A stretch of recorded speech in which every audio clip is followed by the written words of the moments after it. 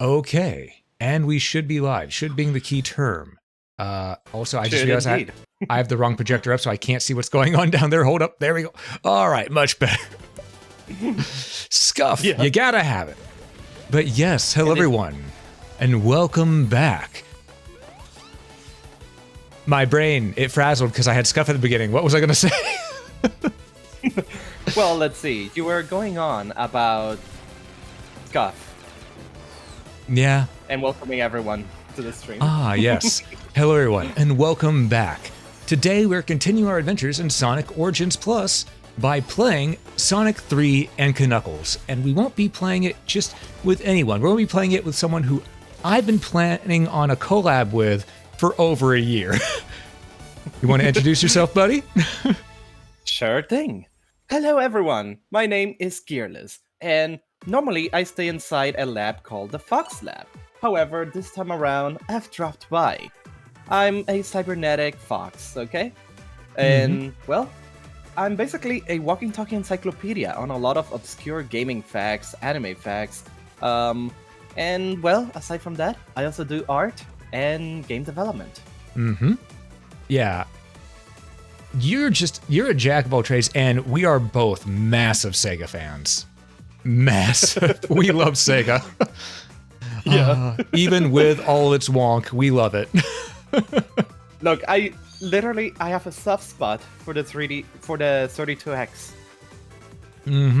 I mean, okay, that's not something a lot of people can say. It really isn't. It really isn't. But you know what? I'm glad that we're all able to enjoy it because, well, at least me and you are able to enjoy it because it was really good. It had a lot of prospect to it. It's just that it was giving life support to a system that was running out of lifetime.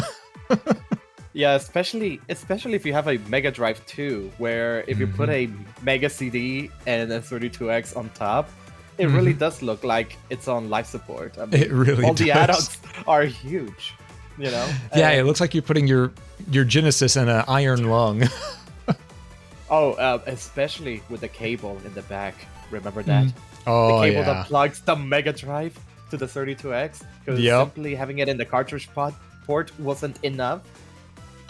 Oh, there were so many things with that, but it was good. It was good. Yeah. But yeah, honestly. Today we were gonna jump into Sonic 3 and Knuckles. This is the creme de la creme of the classic Sonic trilogy, or quadrilogy if you want to call it that. Sonic CD counts, yeah. Yeah. I believe now it's canon that Sonic CD takes place between Sonic 1 and Sonic 2. Yes, indeed it is. Thank goodness.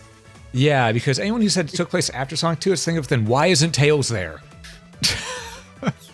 Yeah, why would Sonic immediately? Not only that, but also the story progresses better between Sonic 2 and Sonic 3. You know, I mean, not to the point where like people assumed that Sonic 3 takes place right after the Sonic 2 ending, simply because it starts on the tornado. Yeah, but it just makes more sense because we've now seen that Tails can fly the tornado, so Tails flying the tornado and Sonic having Super Sonic available to him at the start. It makes sense. Yeah. But if you put Sonic CD in between, well, then you have shenanigans. Sonic decide to just you have Sonic decide to drop Tails. Eggman just forgets the Death Egg and tries to go for this planet, and then after that just goes, screw it, I'm gonna go find the Death Egg again. Yep, exactly. And I mentioned last night when I was going and making the live note for this. It's sort of ironic that we have a rabbit and a fox for this. Yes, indeed. Because for those who don't know, the original concept art for Sonic the Hedgehog was a rabbit. Yep, it was a rabbit, and they tried to reuse the concept for Ristar, actually. Until they eventually decided to do their own thing with that again. Because the idea was that Ristar actually works on the Sonic engine, by the way. Yep. But the original concept was that the rabbit was not only fast, but it also had like it could use its ears like arms and grab objects and throw them at enemies. Exactly. But yeah, I guess we'll get more into some Sega lore as we hop right into the game. Let's go. Indeed. And because we're on the Origins collection, we get to play it in widescreen. Yes. Until you play classic mode, that is, which you're not doing. True. So True. I mean, I could have, but I like having certain things that the the drop dash. Yeah. Now here's the You question. like having the drop dash. Here's the question: Do we go Sonic and Tails, or do we go Knuckles, or do we go Amy? Okay, so we both like talking about the Sonic canon, yeah, Sonic lore. Remember that? So, Sonic and Tails' story happens first, followed by Knuckles. I cannot explain why yet, because it goes into some spoilers. But Yeah, pretty much Knuckles is just on cleanup duty. That's essentially what it is. yeah, that's the best that I can say. And So, yeah, it might be wise to go with Sonic and Tails. all right, Sonic and Tails. In that case, but we got to go with Save Slot 2. Save Slot 1 is for losers. I mean, fair. I also use Save Slot 2 or sometimes Save Slot 4. True. Save Slot 4 is really good. It's very based. Oh, Well, there and goes the Chaos Emeralds. here we go. There's proof that Knuckles does chuckle. Yes, indeed. He lied to us all these years. I mean, who knows? Maybe whoever made that song for Knuckles just assumed that he doesn't chuckle, you know? I mean, it's possible. Very possible. Also, one thing that's really cool about well, we're about to get to a special stage here, but one thing that's really cool about the Origins collection is they actually made it to where it's easier to control Tails whenever you're playing as both Sonic and Tails. In the sense that... in Sonic and Knuckles, because if you hold up while hitting the jump button a second time, it will then go ahead and, long story short, it'll make it to where he'll actually start his flying and catch system sooner. So you can actually use him to fly around places more easily. So there's no, like, in the original, there was, like, a very subtle lag. There was a very subtle lag, and that made it very hard to basically use Tails at all. Yeah, it really did. And of course, don't bother trying to 100% Sonic 2 with Sonic and Tails. Yeah. Of the special stages. Unless you have a friend who knows as much about the stage layout, which... Yeah. Or you're like me and you really love a challenge. The challenge of being screwed over by a game AI that always copies your actions a couple of seconds late. Yeah. I've done it before. I don't know why I challenge myself to do that so often, but I have. Also, welcome everybody. I didn't see who got first because I forgot to have Mix-Up open first, but also hello there, Joshua. Hello there, Jaime. How you both doing? Welcome in, welcome in. Hope y'all are doing well. Yeah, welcome everyone to the stream. My first time on this channel, I believe. Actually, yes, first time on this channel. Yeah, it's been, as I said, we've been playing this for a year and a half. Yep. What was it that kept us? First it was the timing, then it was just yeah, it all just came down to life getting in the way. Really? Yeah. Yeah, and then me finally debuting. Like I debuted around, you know, I've been streaming for some time, but I had a very long hiatus related to, well, things like learning Live 2D and what was the other one? Well, just preparing everything. And then of course things got in the way, so yeah. Yeah, life really does just get in the way sometimes. Yeah. But hey, no. Oh wait. Yeah. Looks like Josh is saying, Gearlis is adorable. Can we keep him? Oh, absolutely. But you have to be sure to feed and water him. Also, remember that foxes tend to shout a lot, so you'll have to tolerate that. You know. Rabbits are cute. They're also very quiet. You know. Foxes, we're cute. But also very loud. Shout. Yes. we shout. Okay. Like, have you seen how two foxes settle an argument? Yes, I have. I have indeed. Yeah, I was the person who raised a fox after all. Yeah. We basically just yell at each other until one of us is louder than the other. Yeah. Yeah, that really is how it works. Yeah. That's why, folks, if you ever get into a shouting match with a fox, just give up. You will lose. unless you want a challenge, a shouting challenge. Mm-hmm. Okay? Yep. If you really feel like you're good at shouting, or people say you're naturally very loud, take your chance. Seriously. Oh boy. The special stages in Sonic 3, I'm not gonna lie, I have never 100%ed Sonic 3 and Knuckles. Really? Well, I've 100%ed Sonic 1 and Sonic 2. Mm-hmm. Sonic 2 in particular, I basically said, okay, no screwing around. I'm gonna complete all the special stages in Emerald Hill Zone. Yes, that is always a fun challenge to do. Yeah, and it's actually easier on the mobile version, actually, because, well, the game saves your data every time you collect the Chaos Emerald. Mm-hmm.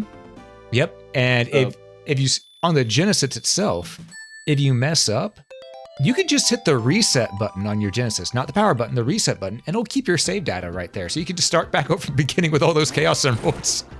Wait, really? Yep. Oh, but what does the fox say? Well, we say whatever the heck we want. This accurate. You know? You heard it straight from the fox's mouth, folks. Yeah, if we wanna go on a hour-long ramble about Sega games, we do that. If we wanna scream at other foxes, well, we do that as well. Oh yes. You know? And if we just wanna steal people's cameras and run around pretending that we're shooting our own video, we do that as well. You know? Yeah, yeah. Ah, no, I lost the fire shield. I got greedy. The fire shield? Yeah, the fire shield would have been useful. Yeah, I got greedy. As I tend to do. It is a rabbit's way. Indeed. The worst cases of getting greedy, for me, has always been the Mega Man games. Oh, yeah. It is so easy to get greedy in Mega Man games. So easy. Also, yeah, blink and you miss it with that mini-boss. Looks like you didn't need the fire shield in the end. Yeah. In the end, it didn't even matter. Oh, can't be worse than Loke, apparently. Can't be worse than Locke. Ah, I see. I mean, Locke does scream pretty loud. Well, that sounds like a perfect challenge for me. I mean, especially if you get him in a horror game, he screams to the heavens. Well, I do need to complete Resident Evil at some point. True. Ooh, by the way, speaking of horror games, there's actually a new one that came out that I'm legitimately interested in. I want to say it's called The Flesh or something like that, or no, it's called Rotten Flesh. And what it is it's a game where you're in some sewers looking for your pet dog that's gone missing. And the way that you find out where the dog is you actually have to talk into the mic calling for its name. And the enemies listen to the mic as well. So you have to be very careful, very cautious. Oh no. That is such a good idea for a horror game. Yep. That's seriously... Jeez, yeah. Using the mic to actually... Oh goodness, you're making me nervous with this, how close you get to the red spheres. God. Oh no, you missed. No, it's fine. I'm planning ahead. That's why I'm jumping in just a set way. Because you notice I'm skipping the first one, hitting the second ones. Because I didn't remember which one would be the one leading up to the very last one of these, because I want to get all the rings as well. Ah, I see. There we go. Okay. Okay, let's see. So now I just got him. So much. Yeah, not so much precision to get one of them or the other. Yeah, it is not easy, but as you can tell, I'm up to the challenge. Yep. Although as someone who has suffered through these stages, it's still horrifying to me. Understandable. Honestly, these stages were very impressive on the Mega Drive. Yeah, they're still impressive today, honestly. Oh yeah, for sure. And from the looks of it, it seems like, unlike the Sonic 2 special stages in Sonic Origins, yay! Unlike this, it seems they kept the original method, so it's not like rendered using polygons here. They actually kept the original. Yeah, because it worked already. Why replace what works? You know. Well, I'm glad they replaced the stuff in Sonic 2 with 3D polygons, because it did have some stutter in the original Sonic 2. I never noticed. Yeah, that's why it was so easy to lose rings in the original Sonic 2. There's a fair chunk of stutter from time to time. I see. I mean, they were still impressive, but yeah, those stages were basically glorified FMVs, basically. Yeah, they really were. Another good example, I do know another game that does something similar, though. Which one? It's quite impressive. Okay, in the 90s, there was a lot of Disney licensed games, yeah? Oh, is it Castle of Illusion? No. I'm talking about Toy Story Racer for the Game Boy Color. Oh, right! Every stage is an FMV. Yeah? On the Game Boy Color. How they managed that on the Game Boy Color, I'm not sure, but maybe one day they can teach us their ways. Actually, who was it that developed the one for Game Boy Color? Was it Treasure? Because I wouldn't be surprised. I'll have to look it up. I do know the PlayStation version was made by Traveler's Tales. Because, well, they were the ones who made a lot of the Toy Story franchise games on the Mega Drive. You know, they did that impressive thing where they had sampled music on the Mega Drive. It was really impressive the way they did it. Basically, it was Amiga music. So they took advantage of how some things work. Which, for the record, here's a fun fact about the Mega Drive sound chip. Okay? Okay, I'm ready. Alright, okay, prepare yourself. So, you're aware that you can play Master System games on a Mega Drive? And how does that work, huh? You know, my mind is blank on that. Why don't you fill us in? Okay, so get this. The sound processor is a C80, the same processor that powers the Master System. Okay. So when you insert a Master System game, all that happens is that the sound processor becomes the main CPU momentarily. Oh, that's really smart. Yeah, it's basically what Nintendo did with the Game Boy Advance and Game Boy support, where they had the original Game Boy's hardware there. They just used it in clever ways, you know? Yeah. It's just because on the Game Boy Advance, it's got the original Game Boy sound channels. True. Also, I did realize I missed one. I'm gonna have to go back for that one last, because there's no way I'm getting that one right now. I'm like, go back. Yeah, if I go back for that one now, I'm gonna hit the bumper and get knocked into a red orb. You know, there was actually for me, a horrifying video of this stage specifically. Basically, the person, what they did was, they hit an orb and just played the special stage backwards. Oh, that takes some extreme memorization skills right there. Spike's Rabbit's favorite. Joshua, don't you dare speak that blasphemy right there. Did you see what Joshua put? Spike's Rabbit's favorite obstacles. Well, you do play a lot of Mega Man games. Yeah, that means they're my least favorite obstacle. Honestly, that actually does remind me. I recently got Mega Man X Legacy Collection. Ooh, nice. How's it been treating you? I've been playing through Mega Man X7. Oh, I'm so sorry. But get this, the game becomes a bit more bearable in Rookie Hunter mode. Oh. A bit more bearable. Okay, so I'd say it's the definitive way to play. You know, honestly, with how Mega Man X7 was, any way that makes it easier to get through, yes. It wasn't hard. It was just, oh my god, please let it stop. I fought Flame Hyanard, or whatever his name is. Oh, burn to the ground! Burn to the ground! Burn to the ground! Burn to the ground! Transformation! Yep. Oh my lordy. It actually lasted even longer for me because I didn't know how to get on his big robot hyena.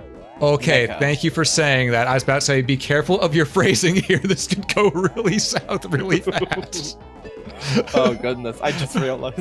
I just realized what you meant. Look, I swear, everyone. On my channel, I'm very much SEGA. Okay, I'm a 13+ streamer. Anytime that I ever possibly get to say anything suggestive, half of the time it's by pure accident. Because I have no idea of the words that come out of my mouth. I'm like that guy from Puyo Puyo. Yeah. What was his name? I don't remember. Chesso. Yes, Chesso. Like yes, that character is amazing. Oh, I rocked their world, and now I shall yours. That's an actual dialogue. Yeah. The game developers over in Japan have a lot of fun with those innuendos. I mean, for crying out loud. Sega's localization also played a hand in there. I mean, all we gotta do for proof of that is just look at Devil May Cry 3's main. Devil May Cry 4's main theme. You know, the time has come, and so have I. Oh no. Yeah. Saying if we know what they mean, but that's not what they're saying. Well, it can't be worse than one official romanization of Dark Falz's name, which I won't be saying. Oh yeah. Yeah. I don't know. I don't know what they were thinking. I really don't know. I don't know either. Also, hey there, Twee, welcome in. Hello. But yeah, since we're getting some more people in here, Gearlis, you want to go ahead and introduce, introduce some of the stuff that you do on your channel a bit more, like some of the stuff that you talk about on there, because I know you do a lot about Phantasy Star. Yeah. Well, actually, a variety of things. But yeah, I'm a huge Phantasy Star fan, but also in general a huge Sega and Nintendo fan. In fact, recently I've been streaming Metroid Prime, the furthest I've ever gotten in the game, actually. But yeah, aside from that, I do art. In fact, I made my own model and my own overlay. Yeah. Our buddy here is full of amazing talent. Please do go check them out. I would really appreciate it. Thank you. Oh, and also, of course, it should be obvious given the facts that I'm spouting, but also game development, which in the coming months I plan to do streams related to that, actually. They've been on hold because originally I was trying to be a bit more ambitious with them.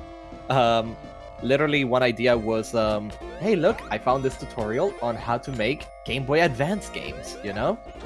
I remember you telling me about that. Yep.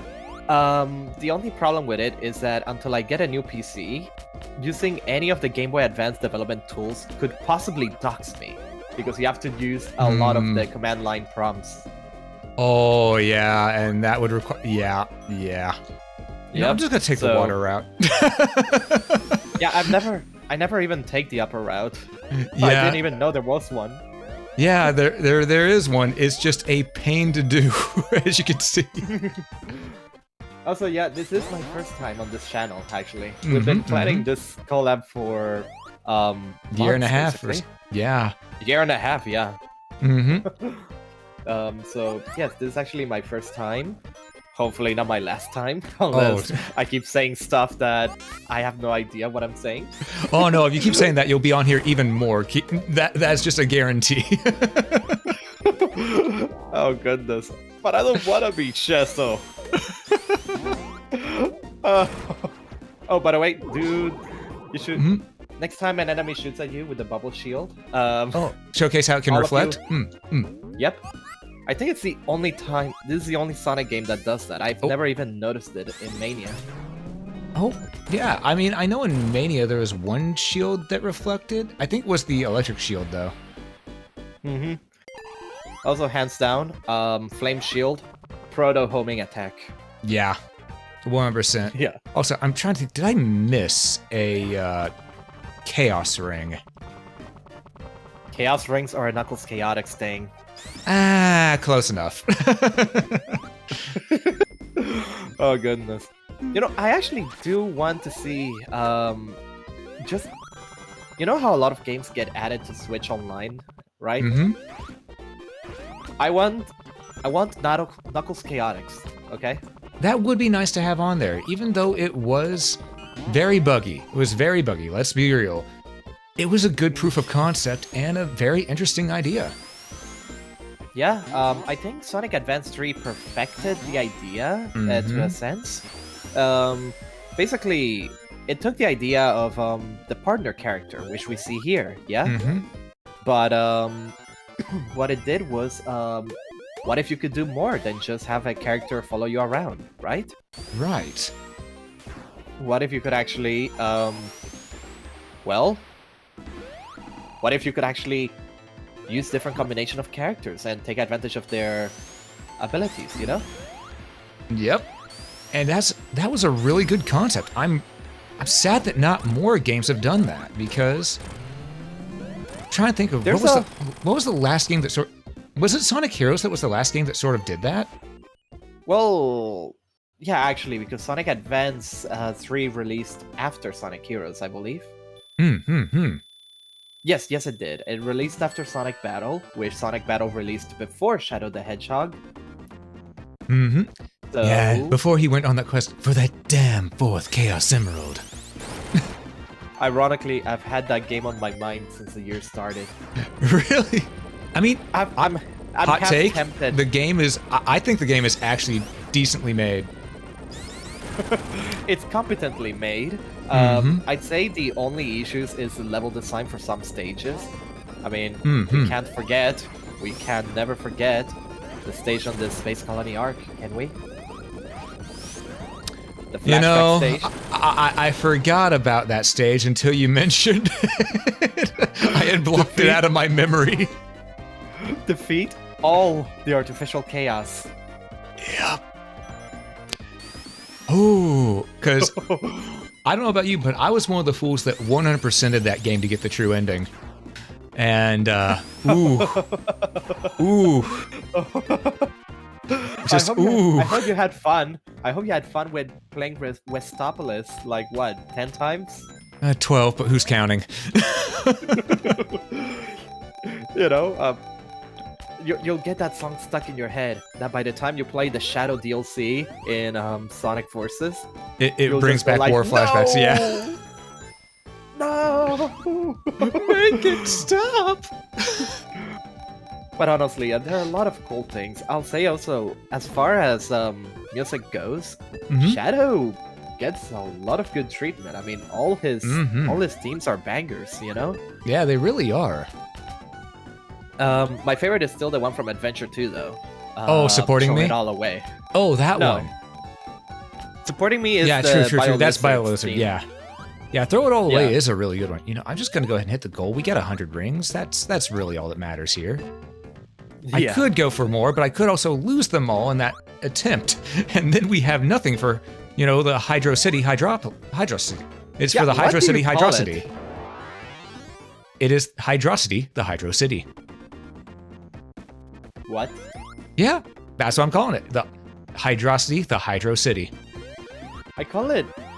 Okay, I also do the same thing with, like, for example, every single there's a lot of, for example, metropolises, right? Mm-hmm. So I often say it all as a single word, not metropolis. I say metropolis, you know? Mm-hmm. Mm-hmm. So I look at Hydro City and I say hydrocity. Yeah, I just love messing with people because there's those of us who said hydrocity for the longest time. And then everyone's going, no, it's Hydro City. It's like, okay, it's the Hydro City called Hydrocity. Oh goodness, it's the Sonic equivalent of the GIF versus GIF. Mm-hmm. It really is. Or to quote Shadow, it's pronounced GIF. The creator said so. and then Sonic, well, that's dumb. Yeah. It's hold on. One moment. I'll be right back. Someone's making some loud noises over here. I need to cut this out. No worries.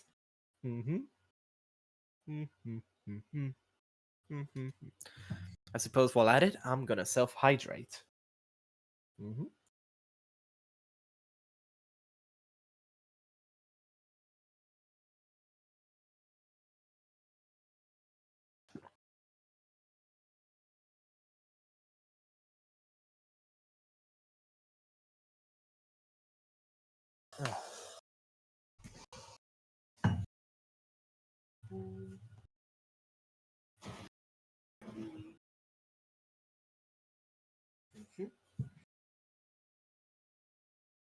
Whew.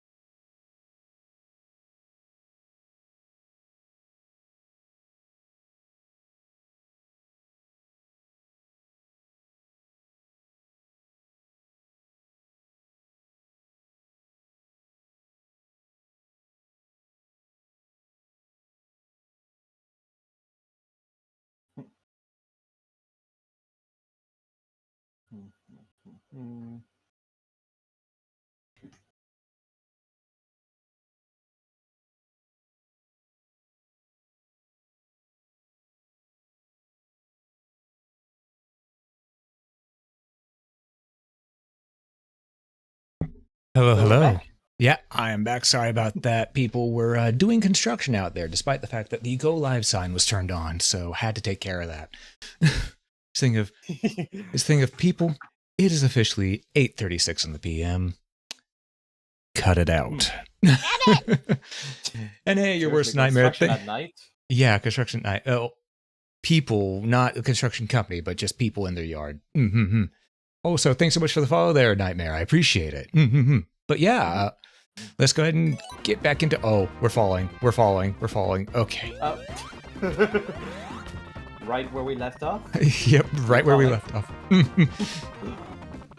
Also, there's a chance my model might have been frozen for a bit. Oh. Well, not the whole time, but thankfully I noticed as soon as you went to see about the construction. And the reason is because the phone decided to shut off. So right now, I'm on webcam tracking until it gets at least 5%. Oh, yeah. Phone battery is sort of important for us, huh? Yeah. I don't know why it's been very flimsy lately. The charger, I mean. Hmm. Yeah, unfortunately, that does happen quite often. I mean, it's technology. We love it and hate it at the same time because we need it, but at the same time, it don't need us. Yep. Like, should I tell chat about just the mess trying to get the stream started on my end? Oh, go by all means. Also, welcome, Alex. Welcome. Welcome indeed. Okay, so long story short, I have a mic, a professional microphone, which for some reason every now and then it decides, hey, I'm not actually here, even though I'm plugged in. And the solution? Well, the solution is to restart your computer. Okay? Yep. And I did that with 10 minutes to spare. Yeah, we were pushing it because technology just did not want to work for us. Yeah. But wait, it gets There's worse. more. Indeed, there's more. When I restarted the computer, Windows decided, hey, you know what's a good time? You know what this is a good time for? Mm-hmm. To update! Yep. Oh, and yeah, I will say, if it was the Windows update, I think it is. Oh, may gods have mercy on your CPU. Wait, are you on Windows 10 or Windows 11? I'm on Windows 10. Okay. Yeah, after stream, keep an eye on Windows Explorer because the most recent update, unless it was one they just put out today to fix it, the first of the year update that they had actually made it to where Windows Explorer had a memory leak in it. Oh.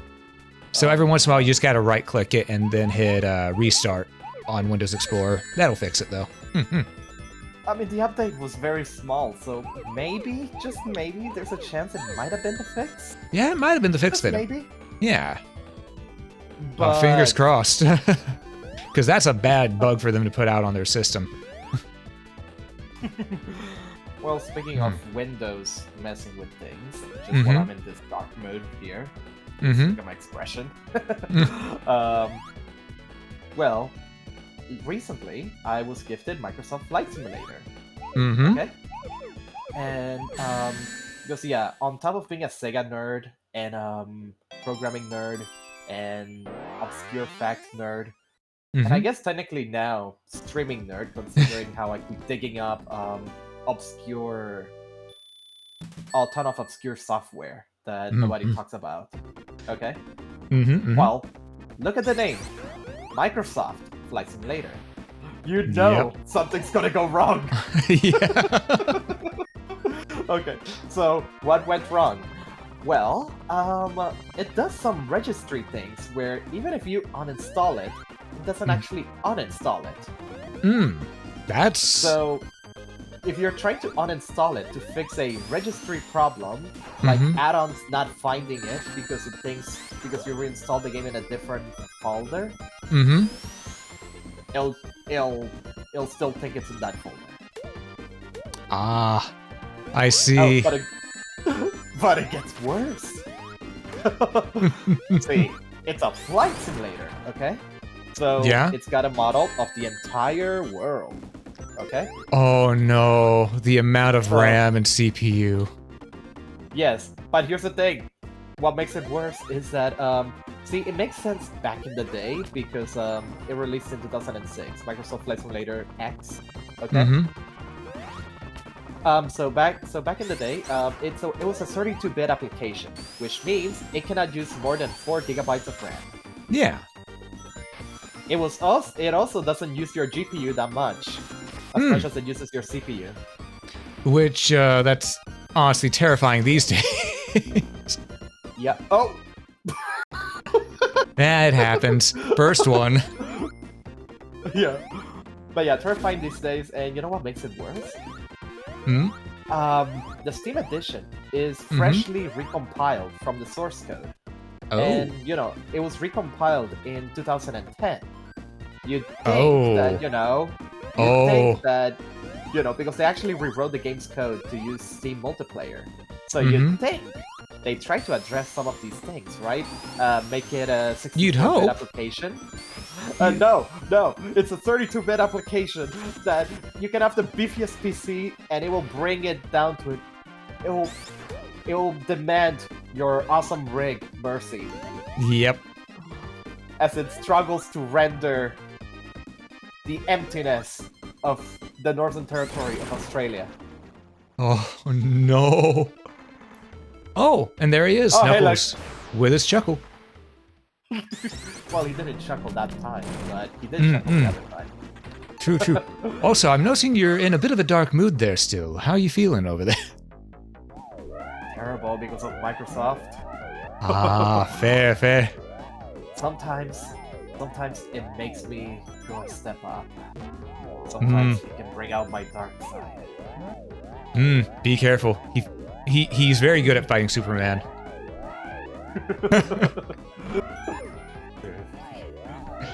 Yeah. It's best not to piss off a fox, okay? Foxes are crafty creatures. For his standard special, he uses a gun. Indeed. Or I guess in this case, something similar to a Mega Buster, since I'm a cybernetic fox after all. So just, what should I call it? The Fox Buster. Yes, the Fox Buster.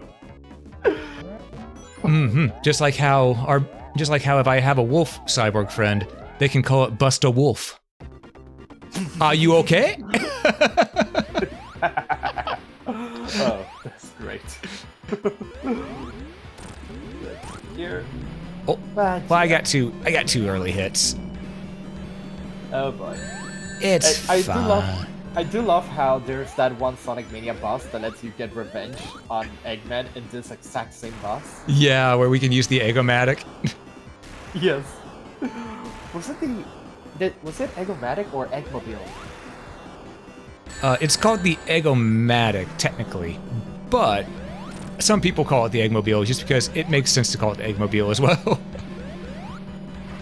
Quick, to the Eggmobile! Dun, dun, dun. Good. Yeah, I think Sonic Boom actually called it the Eggmobile, which was also the first time I've ever heard anyone actually say it, like vocally. Eggmobile, you know? True. You know, as much as I didn't like Rise of Lyric, the Sonic Boom animated series was actually really good. Yeah. And you know why that is? Because it was made without the involvement of the people of Rise of Lyric. Yeah, it was made without Big Red Button. Who would have guessed? That helped save everything. Yeah. Although that's also partly the reason why it was a contributing factor to why Rise of Lyric ended up the way it did. Also, you're coming through a little bit quieter now. Did your mic get bumped? No, it didn't. It's just that my camera is facing away from the mic. So, gotcha. I should be able to fix it now. Now that my phone's fully charged.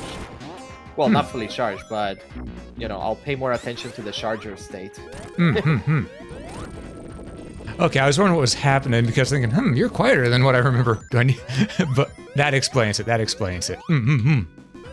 Yeah, no.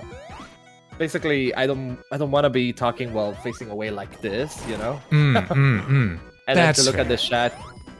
Then look to the chat, I have to whoop. Makes sense. Yeah. Seriously, I kind of wish that on the Discord website we could customize the location of certain things. Yeah, that would be really nice if we could do that, but alas, Discord is Discording. Oh wait, no, I meant Twitch. Oh, Twitch. Yeah, Twitch. Yeah, my bad there. I mean, same could be said about Twitch too. Twitch be twitching. Indeed, they do Twitch a lot. Especially when they go ahead and make a rule for to allow for artistic stuff, and then they go, "Oh wait, what have we done?" I have mixed feelings about that because on one hand, yeah, it's true that there can be a lot of false positives, you know, Mm-hmm. on an artist, and we do need to do studies, right? It also, However, however, the internet is full they, of people who will take advantage of that. Yeah. yeah, and the only way they could properly enforce that is if they could at the very least be specific. Yeah. Yeah. If they could be specific. Okay, so Oh. my mic is gonna be bumped here, but I'm just repositioning it to at least be in front of me. Ah, At the gotcha. At the cost of not having the pop filter. Ah, understandable. Have day. Mm-hmm. Yeah. Let's see here. Okay. Yeah, at the cost of not having the pop filter. I'm sure it raised their number of viewers. Well, most definitely it did, but not in the good way. I mean, the Twitch business model is actually, it's quite unusual for me. Okay, mind you, what do I know about economics and stuff like that? Yeah, I mean, to be fair, it seems like their business model is throw things at a wall and see if it sticks. Let's be real. I love streaming on Twitch, but even I will admit, hey guys, come on. Like you should actually. Okay, so here's the thing. It's actually arguable that it might actually be more profitable, okay, if you had an algorithm that, you know, at the very least occasionally pushed smaller creators. Because look at it this way. Hosting takes money, yes? Yep. The reason YouTube will sometimes recommend something completely random is because they need the money considering they're hosting it, right? Yep. So and you could argue, leaving a whole bunch of channels to never be recommended, you're basically at that point just hosting for free. Yeah, you really are. And another thing is, they keep on forgetting, well, a lot of places that have algorithms like this, they keep on forgetting the fact that those big name creators that they keep pushing exclusively, they're not going to stick around forever. And when they leave, which YouTube's been learning that lesson really hard here lately, you know? When they leave, they take their viewers with them.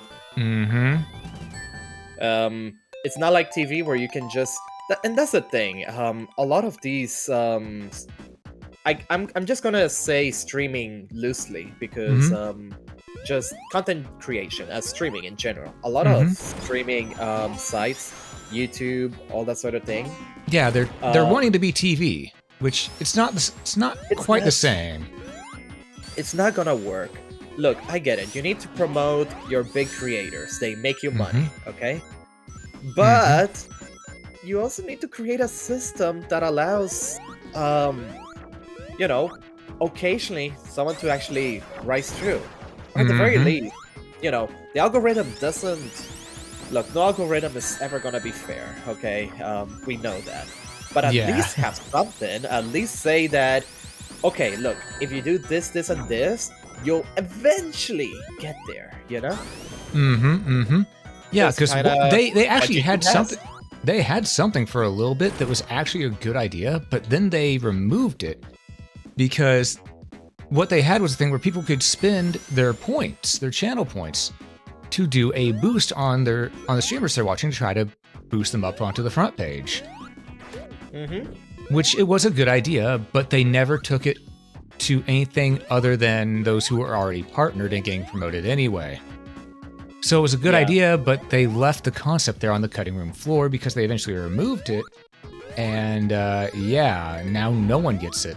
It's a thing of, it was a good idea. They just should have stuck with it a little more. Yeah. There are also other ways. Because, the problem is that essentially the way Twitch operates a lot of the time is like, once like you get there, you know, your content will be constantly promoted, you know? And you reach a certain point where it kind of reaches ridiculous levels. Like at that point, you're promoting for nothing, you know? Yeah, because these people already know. No one else is really going to not know them.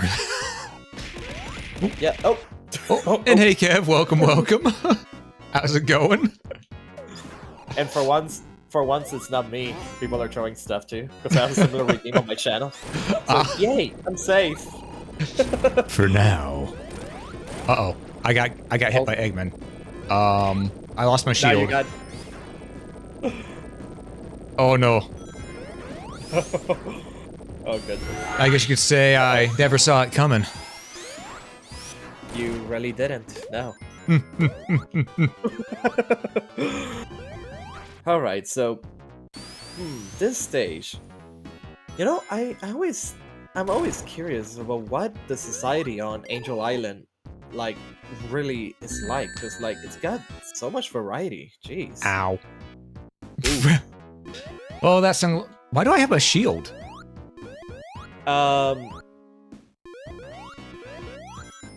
You know what? I'm going to, as they say in the business, we take those.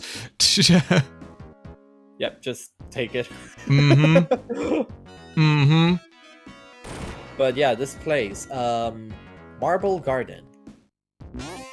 Oh yes, that reminds me also. Those statues that occasionally appear. The people who say like that, oh, but humans don't exist in Sonic's world until a Sonic Adventure came along. You know? Yeah, it's a thing of then what is Eggman, and also what is these statues? What is that statue in Sonic CD as well? Mm-hmm. You know? Yeah. Seriously, just I never got that logic. I think I get where they're coming from. It's not so much that it's logic of it actually being right, more of that's what they've believed since, you know, they were playing these as kids in elementary school. And a lot of people, once they have something in their head for so long, it stays the truth to them. Which is understandable, but...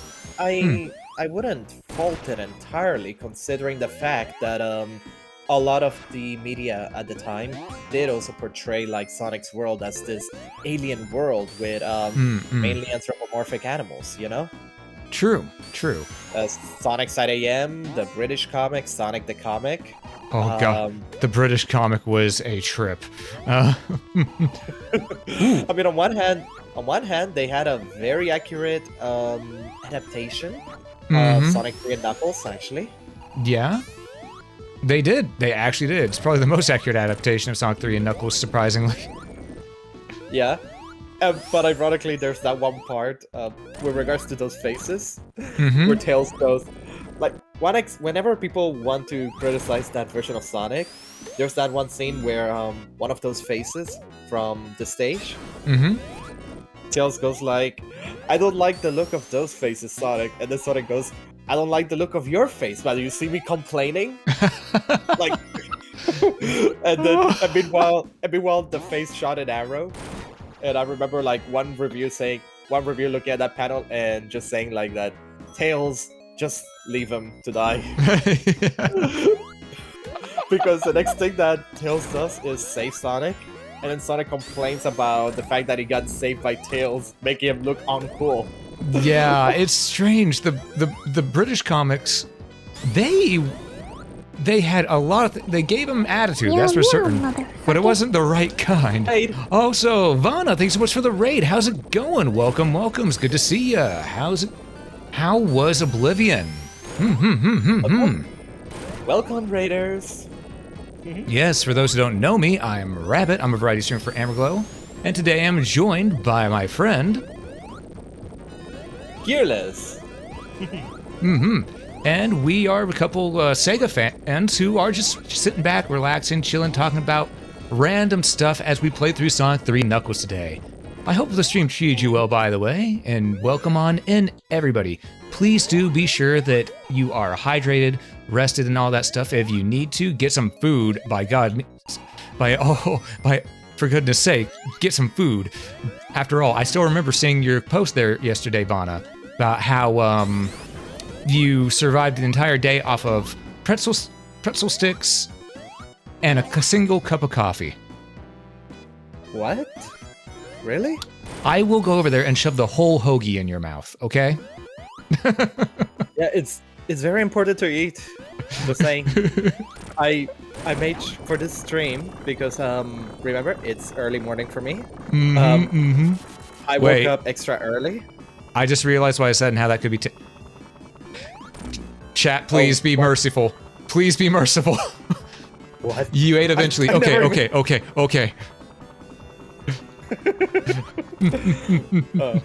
But Scuff, you didn't even get to play because of the Scuff. Oh, I'm sorry to hear that.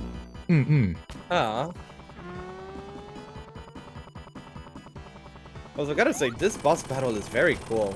Yeah, this is probably one of the most unique boss fights in this game right here. Yep. They wouldn't do something like this again till I believe and the closest thing is in Sonic Mania where there's that shoot 'em up level, I believe. You forgot a game. You actually forgot one. Sonic the Hedgehog 4 Episode 2 has a stage exactly like that. I don't blame you for forgetting. A lot of people forget that game because they've only played it once. Meow, motherfucker. And hey, Celery, welcome in. Looks like we got ourselves another raid. Indeed. Welcome. Hope y'all are doing well. Looks like you were playing The Sims 4. Oh, also to those who may not know me, I am Rabbit. I'm a writing streamer for Amberglow. And this is my buddy. Meow, meow, Gearlis. motherfucker.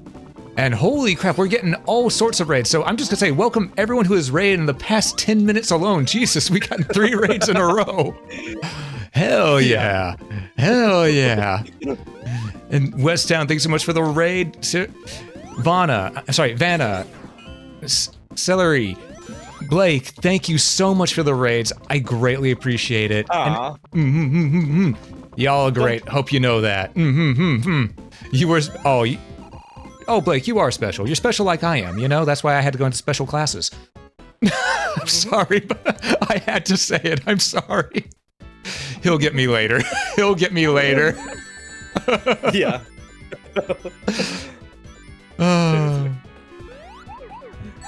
Alright, so let's see how else you make me nervous with these special stages.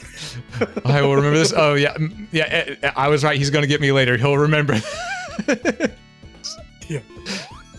Yeah, but also for those who don't know Westtown HD there, my buddy Blake, we have been pals for... What is it? I wasn't looking at the screen.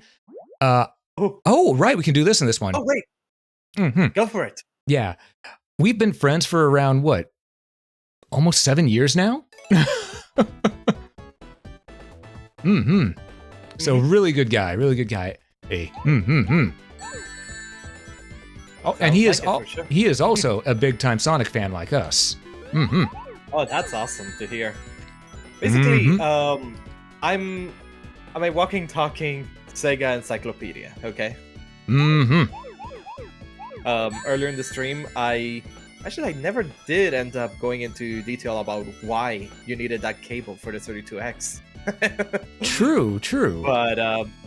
But yeah, I played through all the classic Sonic games. My first Sonic game was actually Sonic Heroes, by the way. Which is a good game. It is. That intro tune, just chef's kiss. It would have been better though if I played the GameCube version. I grew up on the PlayStation 2 version. Oh, I'm so sorry. You know that final boss, not the big final boss, the main one, Egg Emperor? Oh yeah. Well, on the PlayStation 2 version, we have this joke for players of that version. You know how it goes, "Now I'll show you what true evil is." Right? Well, for the PlayStation 2 version, it should be, "Now I'll show you what true lag is." Oh. Because take this, and then the game just, the frame drop. Oh. The frames. It just, the game becomes a slideshow at that point. Oh, I can only imagine. I've only ever played the GameCube version of Sonic Heroes, but I've heard the horror stories of the PS2 version. Oh, You know, if you do replay Sonic Heroes, I highly recommend playing the PC version modded because players have, well, the modded version. Not only can you play it widescreen, but they have restored like things from all the versions. Ooh. So like, it has all the game.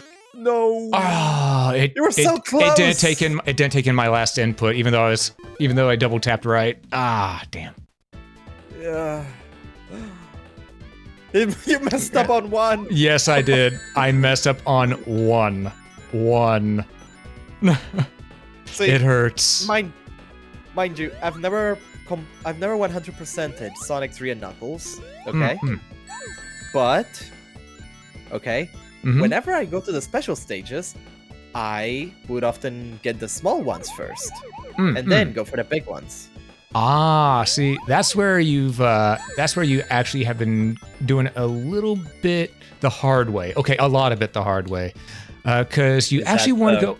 You want to go after the big ones first, because if you just make the giant square and turn them into rings, like you've been seeing I'm doing here, it actually clears up a lot of space, so you don't have to worry about accidentally running into those. That's what I do. But basically, what I mean is when there's like two every now and then. That's basically what I do. Ah, gotcha. So like clear the twos because I don't want to run into them again. But yeah. If you end up replaying Sonic Heroes on stream, I highly recommend the PC version. It restores all the mods it combines the best from every version, okay? It restores the graphical effects from the GameCube version. It's got the higher resolution FMVs from the Xbox version. Nice. So here's the question: where on earth to find the GameCube one? Also, where on earth are these last 4 spheres? Oh no! See, this is the other reason I never completed these special stages.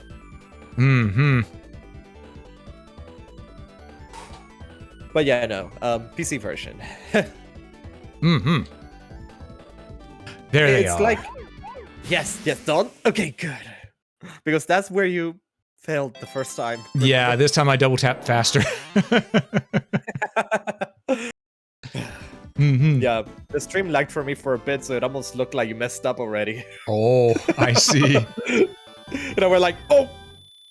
And then, okay, good, you didn't.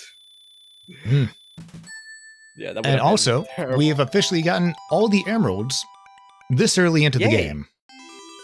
Now you can be Supersonic. Oh, by the way, from those who are familiar, a lot of people probably already know this, but for those who are familiar with the original game, the music is different for this stage. Yeah. And I do miss the Michael Jackson music. I do. But at the same time, I can't really complain. Because it comes down to the people who, the Jackson family, they want their royalties, and that's too expensive. That's what it comes down to. I mean, it's kind of hard to say what the issue is. I mean, the facts do line up now and then. For instance, the fact that Sonic 3 and Knuckles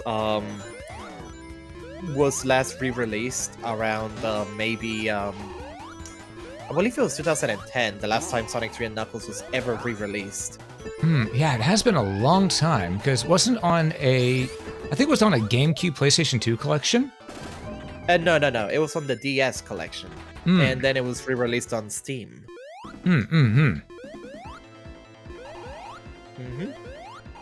But yeah, a lot of the tracks here that replaced the Michael Jackson tracks were actually the beta tracks. Indeed. Although what annoys a lot of people is that the melody of the tracks is preserved, okay? But a lot of people are annoyed by the fact that they changed some of the instruments.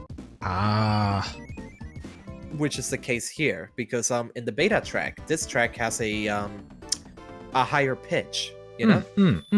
Yeah, thing is, I've actually played the version that allowed me to hear the beta track before I ever played the original version on the Genesis, because I actually had a version that was on a PC collection a long time ago. And the PC version didn't have the Michael Jackson music. It actually had the beta version. Mm-hmm.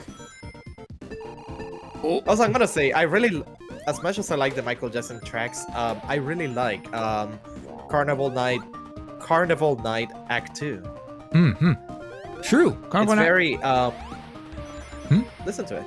Listen to it. It's very upbeat. Yeah, let's take a moment to stop and jam for a moment.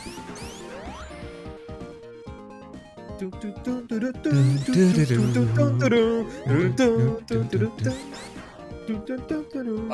sounds very playful.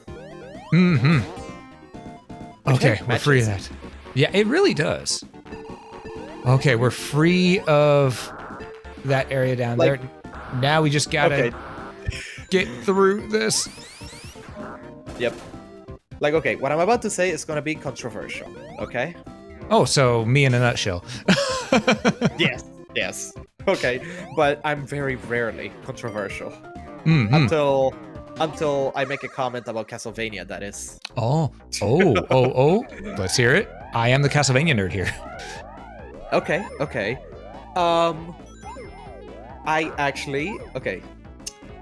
I prefer Symphony of the Night over Aria of Sorrow. That's controversial? Well, I thought that people insist that Aria of Sorrow perfected the Symphony of the Night formula, you know? I mean, technically it did, but it also comes down to which way you prefer with how the exploration is done. Okay, here's another one. I think Simon's Quest is a good game. You know what? I think it was a game of good potential. It's not as bad as people made it out to be. I played through it here recently. So I would know. That said, it's gonna take a lot to get me to play it again real soon, anytime soon. Oh. Listen here, you son of a bitch. I'm coming for your spocky ass. I mean, you could always play Simon's Redaction. Like, that one at least makes the text a bit less cryptic. It also, it fixes a whole bunch of things, you know? True, and I actually have played the version on the Anniversary Collection does fix a good chunk of the stuff that was an issue with the original version, which is what I played. However, you can tell that it's still really rough around the edges. Well, yeah, and I do think, in my opinion, I do feel that Simon's Quest was rushed in a couple of places. Oh boy. The Barrel of Doom. Yep. I still love that these barrels got turned to a coffee mug purely because people know them so infamously from this game. It's literally... The level designer for Sonic 3 and Knuckles literally apologized for the barrels. Yep. They said, yeah, we done goofed. Like, you know, and keep in mind, whenever Sega apologizes about something, it's usually very vague, okay?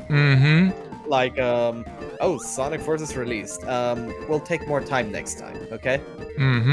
They didn't specify what was wrong with Sonic Forces, you know? But yeah, but no, here they up and said, we're sorry about the barrels. Are a terrible idea. Yep. That was a terrible idea. We really should not have done that. And thing is, the barrels, they're technically not a bad idea if it was taught how to work with them earlier. Right, but how? The options for teaching players how to work them is very limited. I mean, now... How did I die? How? How? How did I die right there? I didn't even get crushed. I literally touched the side of the barrel and it went... Boop. Okay, so time for me to share some nerd facts about how Sonic physics work. Because I have a theory. Oh, you think that the Sonic's collision detection is not like other games. He he doesn't have a hitbox. Rather, he has several hitboxes. Okay. These are. I know. I'm gonna hold my breath. Great. Right on time. Oh goodness. That was really stressful. Also, please tell me I'm not the only one that whenever you hear that music, you immediately start holding your own breath. Yep. Oh. It's especially horrific for me. You wanna know why? Do you also use it as your wake-up alarm, like I do? Oh, no. See, aside from Sonic Heroes, there was another game that was my introduction to the series. Which one? It was a crappy GBA port. Oh. So, take Labyrinth Zone. Okay? No, take Labyrinth I will Zone. not. A zone that's already... You can keep Labyrinth Zone. I don't want it. Okay, it's a zone that's already slow as it is, okay? Now, add in wonky collision detection. Okay? And slow down on a stage that is already slow. And screen crunch. Oh yeah. Oh, and you know those moments where like a door would open and Sonic would just get dragged through the water? Yeah? There's a series of spikes that no matter what you'll always get hit by in the GBA port because of the terrible collision detection. Oh no. You have no choice but to take damage. Oh, so make sure you always have a ring on standby. Gotcha. Yep. But yeah, having to endure that, the drowning team is even more horrific for me. Understandable. Have day. Oh, especially because now I've realized there is a chance that the countdown isn't affected by the lag. Oh. So the game can lag, and okay, that's cool. Do you see there? That's a new animation. And it just looks so cool doing it. That Super Saiyan-like hair that classic Super Sonic had. Oh man, it's just... I really love all the style and animations that these types of games have. They're just a good time, you know? Yeah. It's quite funny also because, controversially so, again, getting controversial here, people have... A subset of the franchise of the fan base, complains about the Sonic 3 sprites. Really? Yes. People like let me share some of the complaints that I've heard right from memory. Sonic's shoes are too round. They look like clown shoes. Honk honk, mother liquor.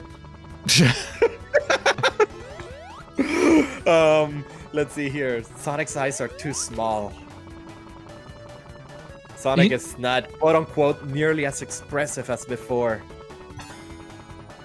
The shade of blue is awful. They should have used Sonic 2's shade of blue. Oh my lordy.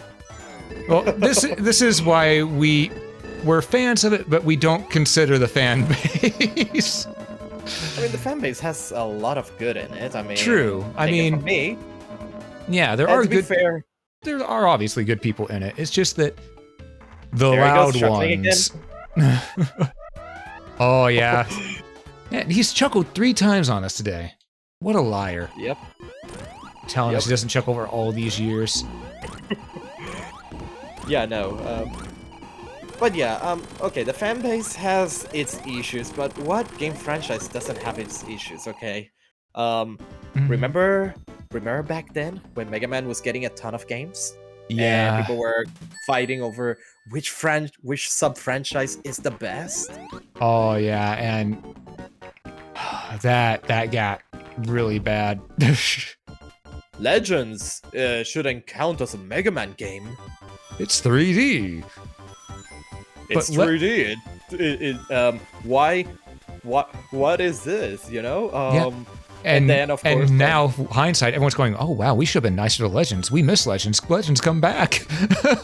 Legends, come back. No. Get off the moon. Sonic, help him. You've been there many times. Actually, Sonic's only been to the moon once, and that's in Sonic Advance 1 or 2. Fair enough, but still, the statement stands. Yeah. I mean, he's punched the fake moon. Straight I guess, through. yeah. Yeah. But yeah. Oh, by the way, there's something that I really, really find funny about Legends localization. Oh, which one? Two things. Legends 1 and Legends 2. So, okay. Oh, Mega no, Man I mean Legend- like which one? The PlayStation or N64 version? Because they did change it. I guess, well, the specific errors that I'm gonna mention, or I guess not errors, but just weird localization choices, apply to both. So it applies to Mega Man Legends and Mega Man 64. Okay. Okay, the first one. In the Japanese version, okay, Mega Man's name is actually just Rock Volnut, okay? Just Rock. And at the end of the game, of course, there's the revelation that he's actually Rockman Trigger. Okay? Now, what does this become in the localized version? Well, we got a 13-year-old running around calling himself Mega Man. And he finds out that he's not actually Mega Man, he's actually Mega Man. Oh. Yeah. You know? Yeah, it does make it a little bit harder on the localization there. Mega Man, you're actually Mega Man Trigger. Well, that changes everything, right? That changes everything. Oh, and here's another one. Actually, yeah, even more so. The Japanese version is even more interconnected with the X and Zero series than the English version.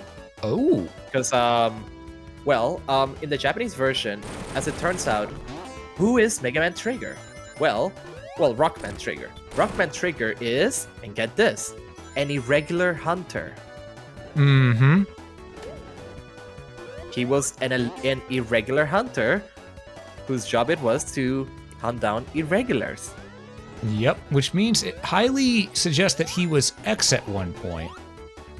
Actually, no, what it merely suggests is that Mavericks are still a thing, basically. And yeah.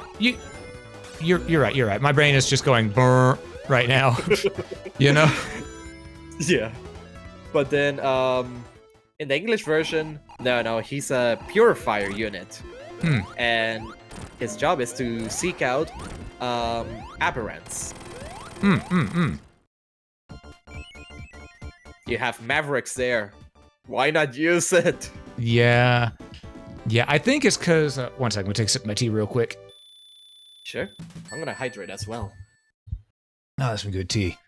But yeah, I think it's due to the fact that because it was 3D, the localization team thought, okay, is this really the same characters, or should we go ahead and separate these in order to make it less confusing for consumers? Which clearly they went for the latter, though I wish they didn't, because I like that the entire Mega Man universe is technically connected, except for Bow Network. You know, that's its own separate thing. Yeah. Although there were fans, there was an interesting theory that I heard. Obviously, the theory has no base anymore. But there was a theory that Battle Network is an alternate timeline instead. Where, an alternate timeline where Thomas Light went to AI instead of robots, yeah. Actually, where Thomas Light invented the internet instead. Oh. Yeah, because apparently he did. You know, not to say that the internet didn't exist in Mega Man Classic, but I guess in this alternate timeline, he was the forerunner and added some extra specifications to the internet, you know? You know what? I could see him doing that. Yep. Ooh, we actually had a question from Trip. Sega Encyclopedia, how did you feel about Sega's Mega trailer at the Game Awards? Ooh. Hang on. Did you get to see that? I'm looking at the comments section, but I didn't actually see that. I'm just refreshing right now. Yeah, that's it. It might just be Twitch acting wonky on you. Alright, so the Game Award. Honestly, I'm very excited, and I can't wait to see more of those things. Seriously, Sega's been on a good run these past few years, honestly. Like, I'd say the best they have been since when they started being cross-platform, you know? I agree. Because people look at the death of the Dreamcast and they look at like how things go and they say, oh, that was a horrible era. But like, was it? We were still getting a lot of Sonic games. We had some of the best compilations. We got a lot of good franchises made more accessible. I mean, I'm going to be honest. Anyone who says that the Dreamcast era was bad, that's just trying to rewrite history. Because if you look back at the Dreamcast era, or technically the multi-plat era, Dreamcast, GameCube, and all that, Sega did really well for themselves, even though they had to go into becoming a third-party developer.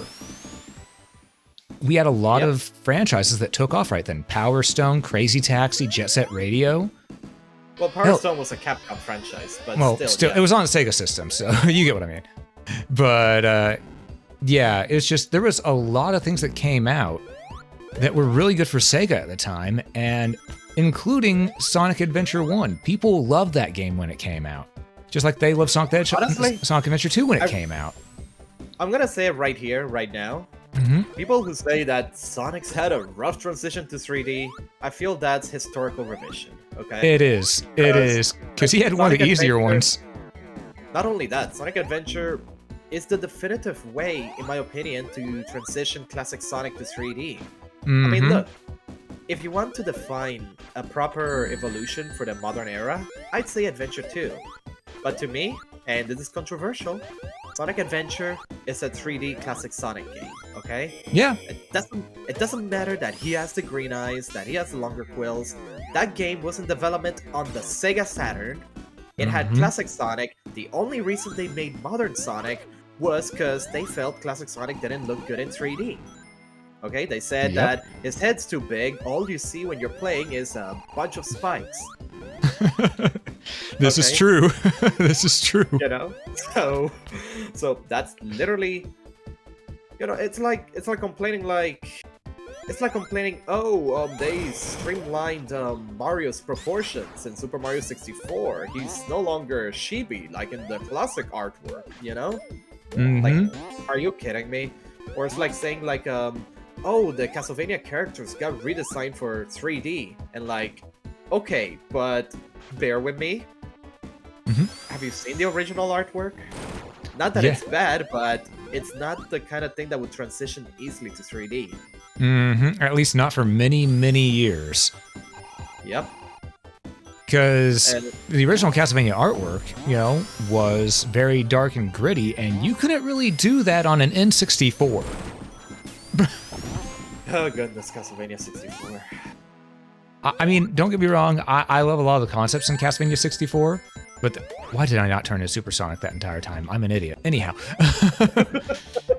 Yeah, Castlevania 64. Oof. Before you get to the end of the stage, you better turn Supersonic. Because it's technically the final boss for the Sonic 3 half. Yes, it is. And it took us shockingly little time to get here, only about an hour and a half. I know, right? Then again, that was actually one of the things a lot of people used to say about Sonic 3 back on the Genesis, that it was surprisingly short. Short? Yeah, they say Sonic 3 was surprisingly short because they didn't know at the time that Sonic and Knuckles was coming out, and that was the other half the game. Wait. How many Okay, let's do a countdown. How many stages did Sonic 2 have? So there was Emerald Hill, Chemical Plant. What was the other one? That stage I dislike. It was the one with the water. Oh, Hydrocity. No, the Hydro Sonic City. 2. Oh, Chemical Plant? No. The other one with the water. Was there another one in Sonic 2 that had water? Yes. It was a forest. My brain is blanking on me. Oh, the beta version. It's called Neo Green Hill. It was in the beta version. It was called Neo Green Hill Zone. You know what? I'm not the one playing. I can actually look it up right now. Oh yeah, you have the internet at your fingertips, right? You can. Yeah, why are we discussing like we're in the 90s, right? Even though we're literally on a CRT right now. What do you mean? This isn't the 90s anymore? Well, I mean, technically the internet did exist in the 90s, and you can still look up game guides. Clearly, this is just an archive from 1999. Indeed. Although, okay, I shared this fact, and I'm gonna blow everyone's mind by saying this, okay? Mm-hmm. I'm gonna rock everyone's world with this fact. Oh, hey. I see Knuckles took some lessons from Bomberman, huh? Mm-hmm. Okay. And while you're searching that up, Alex is saying to you, Dreamcast equals MS Gundam Side Story, Rise from the Ashes. Ooh, that's a good game. I honestly should play some Gundam games at some point. I actually grew up on one. Gundam Seed, it was a fighting game on the GBA. Ooh. Oh, that one. Yeah, Battle Assault, right? Yes, Battle Assault. You see, I grew up in Southeast Asia, okay? So often there, piracy is rampant, bootlegs are rampant. So what I had was this multi-card for the GBA, okay? It contained a whole bunch of games. It contained a whole bunch of Power Ranger games, okay? I remember them. SPD, Dino Thunder, Ninja Storm, Wild Force, which Wild Force was weird. It was this isometric... It's an isometric beat 'em up. Real? Why? Oh, so sort of like how the Yu Yu Hakusho game was on the GBA. Honestly, I'm gonna go crazy. I'm gonna have to look that up because imagine if it's the same developers. You know what? It very well could be. But I doubt it. A lot of the GBA Power Rangers games were made by Natsume, actually. Oh, I think it was then, because didn't they also do the Legacy of Goku games? No. Legacy of Goku was done by Webfoot Technologies. Okay. I think maybe it was them who did the Yu Yu Hakusho one then. Yeah. Let's see here. I'm just gonna look up. So, Yu Yu Hakusho, GBA. So, Spirit Detective, yeah? And it's some developer that I don't know. But also looking at the screenshot, it's more top-down. I mean, the game was actually isometric. I'm talking Sonic 3D Blast isometric. Oh, that kind of isometric. Okay. Yes. It was weird, okay? But, yeah, that was the Power Rangers Wild Force game that I had growing up. But other games that I had on it also included Sonic Genesis. Yeah, again, my condolences on that one. Yep.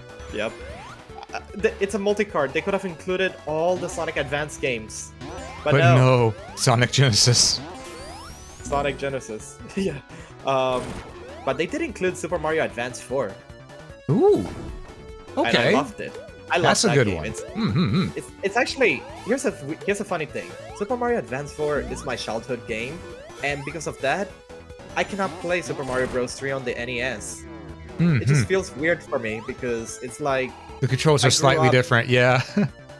Not just the controls. Like I'm used to the aesthetics were slightly changed. It's All-Star and Meow meow. we got a motherfucker. raid. Hey, Leon. Laniakia. Is it Laniakia? Thank you. Or, I'm just going to call you. Is it I or Al? That might be easier. Thank you so much for the raid. And I hope you were enjoying yourself with some Yakuza Like the Dragon. Ooh, I got that game recently. I've heard good very things fun. about it. You should give it a try sometime. I really fun. should, but I still need to play through the early Yakuza games first. But it's a soft reboot. You can handle it. Oh, You can handle it. okay. I'll have to give it a look. I mean, it's a new protagonist, new thing. About the only thing connecting it is the Yakuza organization in question and Kiryu appearing down the line, and that's about it. Gotcha. Okay. La Kea. Okay, La Kea. Thank you. Okay. I appreciate the help with the pronunciation, because trying to game, chat, read. Deal with chuckling. It's all hard to.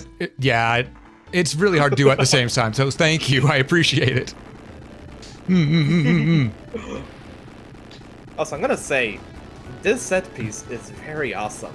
Mm-hmm. You know, you're literally boarding, I suppose, a docking bay to the Death Egg while it takes up in the background. That's really cool. Oh yeah. Oh, also, Look, I you just can even see. Yeah. no. Oh yeah, you can see the parts of the Death Egg right there. Yeah. But yeah, one thing I forgot to say is, you know, since my brain was completely scrambled. To all the people who raid in that may not know me, good to see you, good to see you. I am Rabbit, I'm a variety streamer for Amaglow, and today I am joined by a good pal. Gearlis. And I'm a we... cybernetic fox. And we're just chilling, relaxing, having some fun with Sonic 3 and Knuckles. Indeed. And speaking of which, we're nearly towards the end of the Sonic 3 half, so we're going to go into Sonic and Knuckles. Now for the hard part. I've got 64 rings, and we know what's coming up. Oh yeah, and do be careful. Oh, actually, I have an idea. Let him knock the Supersonic out of you. But why? Because you'll still have rings. You know, I could do that, or I could just jump and go through his you're- spikes. Because it's draining you. Okay. I mean, it depends. If you Oh, can... well, there we go. Oh, it doesn't knock it out to you anymore. What? That's an interesting change. I don't know how I feel okay. about that. I mean, I guess because it's not the final boss anymore. I mean, that does make sense. I forgot the wind blows you up. Oh. Oh. Also, I gotta say, I love how they brought back this boss for Sonic Generations on the 3DS. Oh, yeah. I also love the fact... things that I... You first, you yeah, first? It's one of the few things that I like about Generations 3DS. I mean, honestly, Sonic Generations 3DS isn't bad. It's a good game. It's just that it feels like they should have just combined the two into one game. But they I also... fixed the layering issue. And as I'm pretty sure you've noticed, if I remember correctly, whenever you play Sonic 3 and Knuckles, if you go through Sonic's story... There we go. But yeah, if I remember correctly, if you go through and beat it with both of them connected, I think it actually took out the big hand boss fight, if I remember correctly. In the original, yes.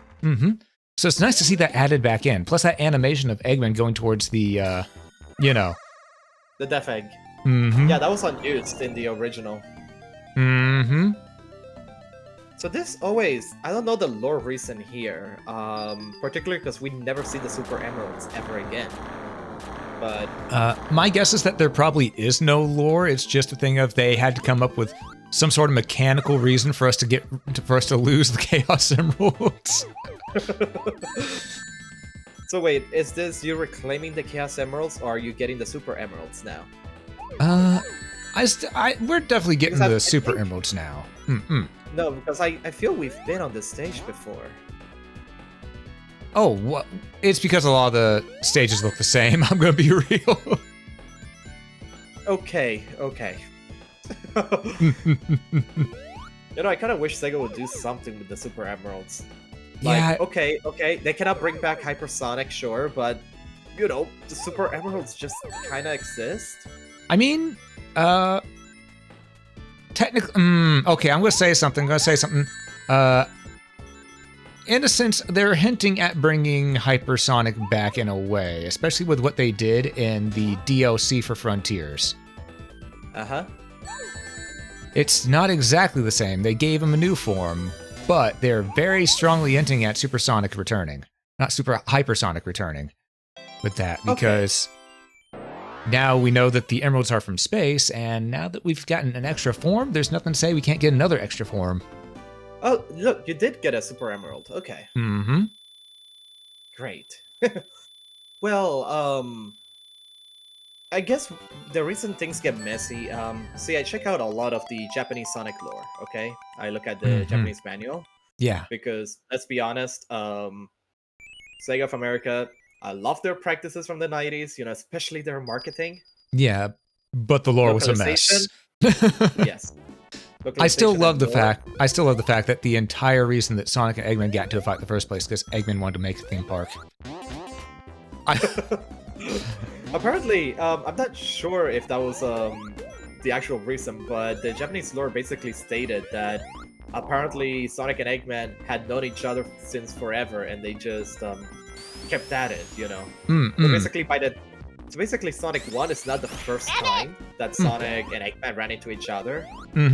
It basically, I feel, especially given their inspiration from Western cartoons, I feel that they were trying to do like a Roadrunner and Coyote sort of vibe, where like they're already enemies, right? Possibly. Also, I want to say, Mokura Third, thanks so much for the follow. It was greatly appreciated. Welcome. But yeah, it's also it is very possible. Yeah, especially because the Japanese Sonic lore, the reason why it can sometimes be hard to get into is because what the US lore tried to do was be more direct. People like their origin stories, people like having things like this happened because of this, Whereas the Japanese Sonic lore was more so focused around a legend of sorts, the production documents for Sonic 1, for instance, describes Sonic as more of a legend. That like he's a children books character inspired by this woman's husband, who was in the Air Force and who got the nickname Hedgehog. Okay? And that since he's, on a fighter jet, his jet would often go supersonic speed, right? And so it's explained that one day, like, he was mysteriously lost, but that she kept his jacket, which portrayed a blue hedgehog, and the iconic Sonic 1 title screen. So the Japanese lore is more so focused around Sonic being this legend, It's also maybe occasionally subtly implied that he's like the reincarnation of this fighter jet pilot or something, but they don't go too deep into that, Yeah, because I remember originally they wanted Sonic to have a human girlfriend as well. Yep. The Sonic 1 manga actually has a lot of beta elements, like So Sonic doesn't have a human girlfriend, but he is in a band with Vector the Crocodile, okay? And he has a fan base which includes human girls and human-looking girls. Yes, really? Yeah. Okay. And Kemono Mimi girls. Who all... actually, I realize now that's something that was also very common with... prior to Sonic Adventure, a lot of portrayals of humans in Sonic World, they would have them be Kemono Mimi as well. Because the OVA did that. With, true. Sarah. Yes, they did, because they had her be more like a monkey. Cat girl, actually. Oh, well, she looked... I guess maybe it's just the personality that she had with how hyperactive she was than I thought monkey. Maybe that's why. But, Oh, and indeed, the CRT filter is applied to the gameplay as well right now. This is, just some nifty little, network magic. Indeed. And on top of that, it isn't entirely too inaccurate, as there were some widescreen TVs. In the 90s, actually. Yes, in fact, indeed. Funnily enough, okay, here's a funny thing. Yeah? We both like the Dreamcast, we both like Fangster Online. I was archiving some, because, I document a lot of beta stuff on other websites. So I was going over some archival footage of the Fangster Online beta. Yeah? And you know what I found ironic? What'd you find? They showed off the demo on Sony TVs. Huh. Sony widescreen TVs. Well then. What do you know? Keep in mind, this was. I mean, of course, every branch of Sony is kind of like its own separate company. In fact, there was a one time. There was a one time that Sony sued themselves. This is true. Sony did sue themselves at one point. they really did. They really, I mean, indirectly, technically. But yeah, every branch of Sony is technically at each other's neck. Okay. A good example.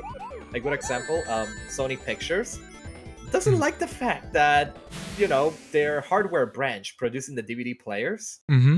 Well, the DVD branch says it's profitable to make DVD players with a region-free mode. Sony Pictures doesn't like that. Yeah. Like, why are you selling players to circumvent our own region lock? Yep. Ooh, we also have Mokoto III in chat saying, according to Wikipedia, one of the other origin animals sunk was a rabbit with prehensile ears. Yep. You wanna tell them about the irony of this stream? Yep, that was one of the ironic parts that we figured out. We got rabbit and fox going right here. Oh, you gotta love when just irony comes full on in. Yeah, for sure. We got a rabbit and a fox here. And actually, I am curious. What do people? Hi, curious. I'm Rabbit. Oh, you. What? You were doing so well without me getting you this entire stream. Really? Yes. Oh goodness. Oh. Yeah. Oh wait, I wonder if the lights can turn off on my end. Oh. Let's see. Maybe? I don't know. Also, I'm noticing that you've got that little gloom and doom look in your eyes again. Oh, now it's gone. Okay. Yep. I have the trigger here. Ah, I see. Is it a devil trigger? No. Aw. So we're not going to see an extra form of gear here. It's purely Cyber Fox mode today. In the future, maybe. I mean, on one hand, I'm actually a special kind of Cyber Fox. Those of you familiar with Fanstar Online 2, well, I operate on Fanstar Online 2 cast logic. That is to say, I'm completely customizable, as you can see with all the joints and stuff. You know? It's Build-A-Gear. Yep. Yeah, lore-wise, I was basically made to be this administrator bot, but the factory also wanted a bot that could do a whole bunch of other stuff, so the robotic company just kind of went, screw it, let's make a bot that can do everything. And how do we build... Oh, it's this stage. Oh no. Oh no. But yeah, robotic company just kind of went, hey, you know what? Let's make a bot that can do everything. And if the size of their body is too much of a problem with carrying all this weight, no worries. They're customizable. You can swap out their arms for a better one. You know? Stuff like that. I was hitting up. Why did it not reverse it? Oh well. It happens. I don't know if you could you can eat my entire shorts. Yeah, and then the blue sphere stages. If you plug Sonic and Knuckles into Sonic 1. Good luck. Oh yeah. But yeah, I don't know what happened there because I was literally mashing the up button on the D-pad. Yes, I don't know if retry. Yeah, in the Origins collection, they did add in the retry feature, which I'm appreciative of because it makes it easier for streaming. I really need to get Sonic Origins, but alas, I'm still waiting for a discount. That's very fair. Yeah. Look, for me, it's look, Australian prices are very high. Okay. Like people right now are saying like, oh my goodness, $100 games, and like, oh yeah, it's not like we already have to deal with that. Yeah. It's not like we already have to deal with that as it is, you know? Yeah, and it's only going to get worse for you over there soon because the prices will be higher over there than over here. Yep. Oh! Okay, that time it was on me. I hit right too early. Yep. But at least I admit whenever I'm at fault, you know? Your hands got a little bit too twitchy. Yeah. Twitch. Yeah, it is my nature. Us rabbits do 3 things really well. We thump, we twitch, and we make rabbit noises. And you may wonder what those rabbit noises are. Allow me to give you an example.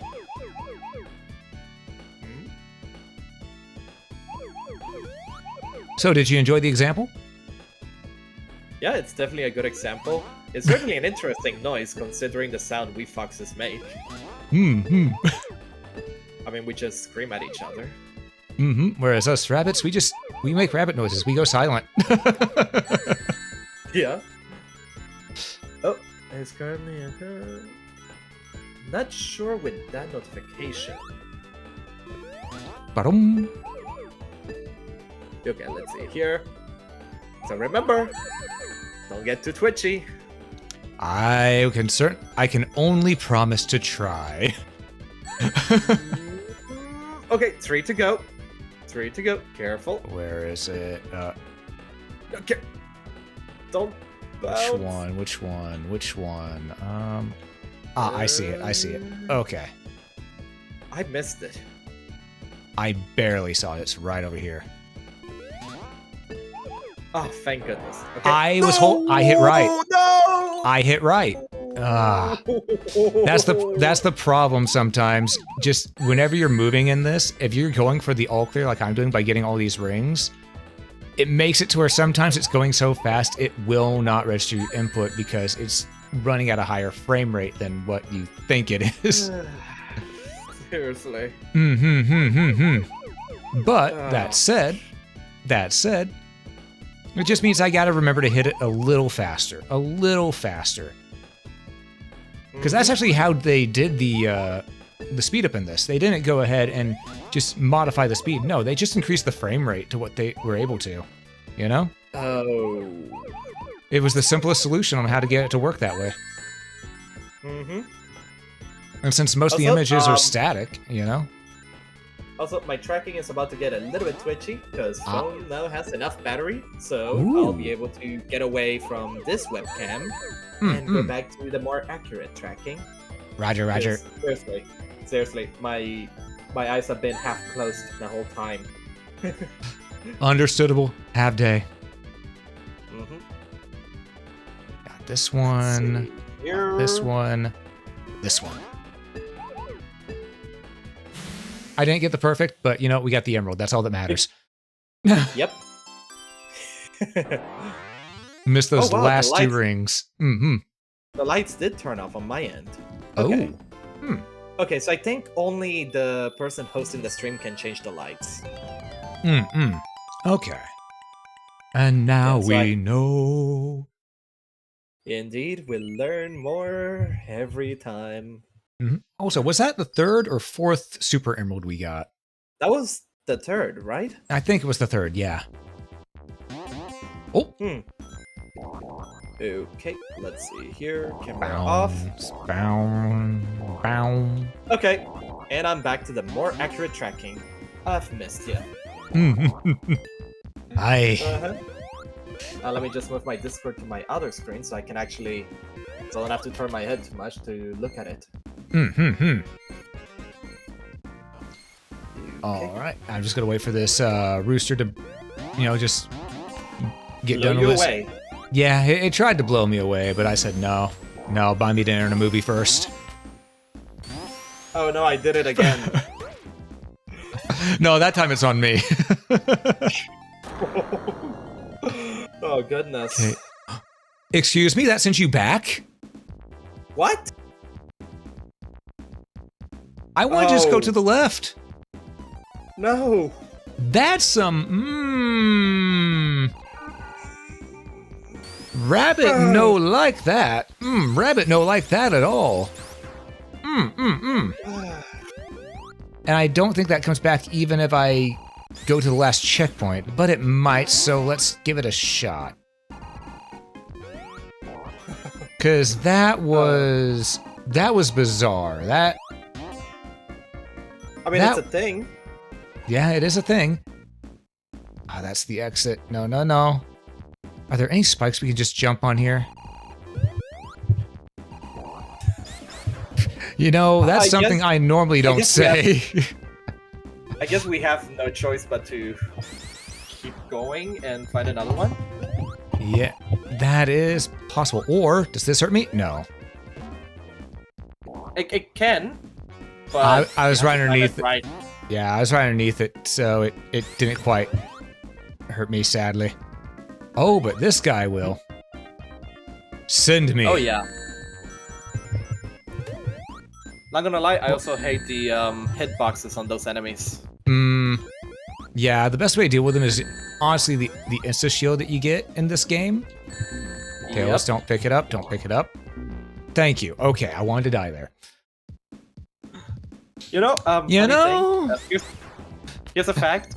In the beta version of Sonic 2, whenever Tails got hurt, he lost your rings. Ah. If that was in the full version, I would scream. Okay, Tails lost your rings. Whenever Tails gets hurt in the beta version of Sonic 2. Yeah, I would absolutely scream. And it's just gone. Okay, we gotta find another one. Alright. Well, that's unfortunate. Still, that's very weird that that thing just sends you back. I had no idea that did that. I mean, I guess it, from a design standpoint, I guess it kind of makes sense because it's like you're entering a portal. Yeah. But you just gotta be careful. Yeah, because how was I supposed to know? There's nothing really to indicate it, you know? I mean, I guess also that it's there in case like it wasn't your intention to go there. True. And but in that case, people could always just, you know, jump into a blue sphere stage and hit a red sphere. Well, also there's the fact that you can. Oh wait, no, I'm not sure. I remember the first time around, you can enter that place even after you got all the super emeralds. Also, by the way, I changed the mic position. Sound better now? You coming through crystal clear. Pop filter back now that I can actually, you know.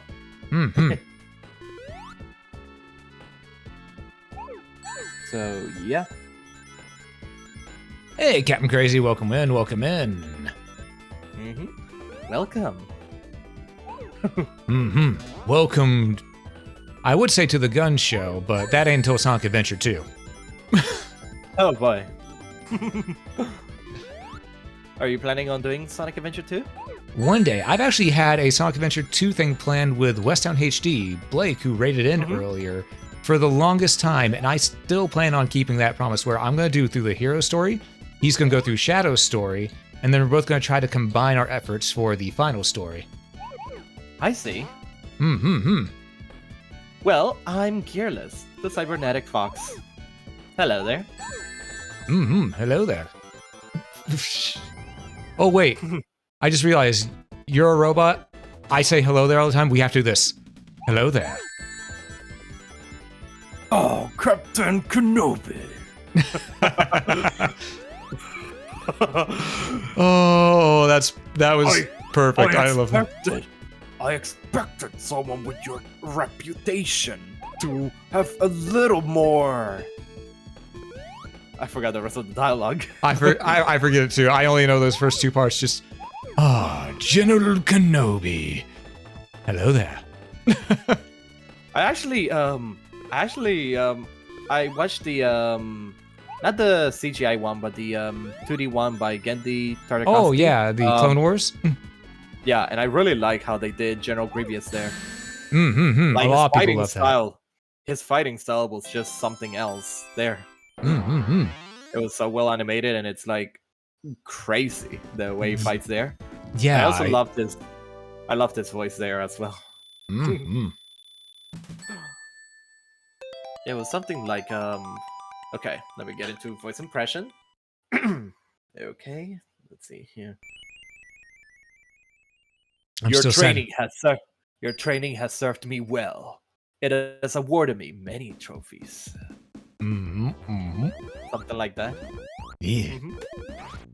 Man, they did Grievous dirty in episode 3. I love episode 3 because I love flashy lightsaber fights. You can't go wrong with a flashy lightsaber fight after how long and talky episode 2 was.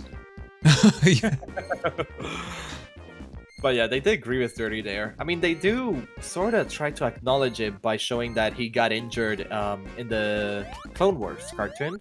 Mm-hmm. And they just imply that he just never got repaired. But yeah, it raised the bar too high. Alright, I guess I don't know who's at fault, considering the fact that the movies tend to be in production for a long time, right? Mm-hmm. Yeah, honestly, no one's at fault. It's just think of, we wish it were different. Yeah. Oh. Okay, Eggman. Okay. Cheap Okay. shot. Yeah, very cheap shot, Robotnik.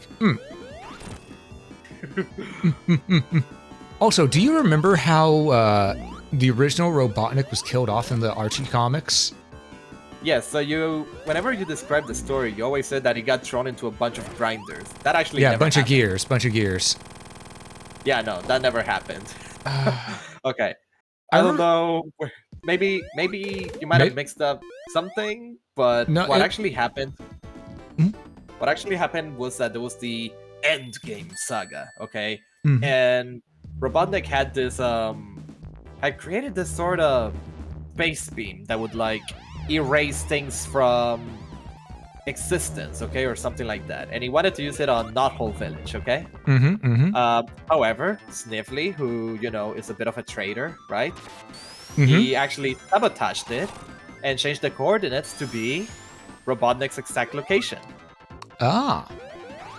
So in the middle of Sonic and Robotnik fighting, the beam actually got shot, okay, and actually it hit both of them. But Sonic had let's call it Ring MacGuffin, okay, and he survived. Okay. Okay, he had Ring MacGuffin. He survived. Eggman, he got shot by his orbital laser, and basically just vaporized. You know. Where was it I saw him get thrown into some gears then? Because I remember that very vividly from my childhood. Well, that might have been. Maybe it wasn't the gears, but there was the introduction of Eggman, which does start with Robo Robotnik. He does get thrown into some places and he does get destroyed, okay, but he doesn't die there. Basically, Ken Pender's, the writer for the Archie comics. Ken Pender's the person who we're glad is no longer part of anything. Okay, yeah.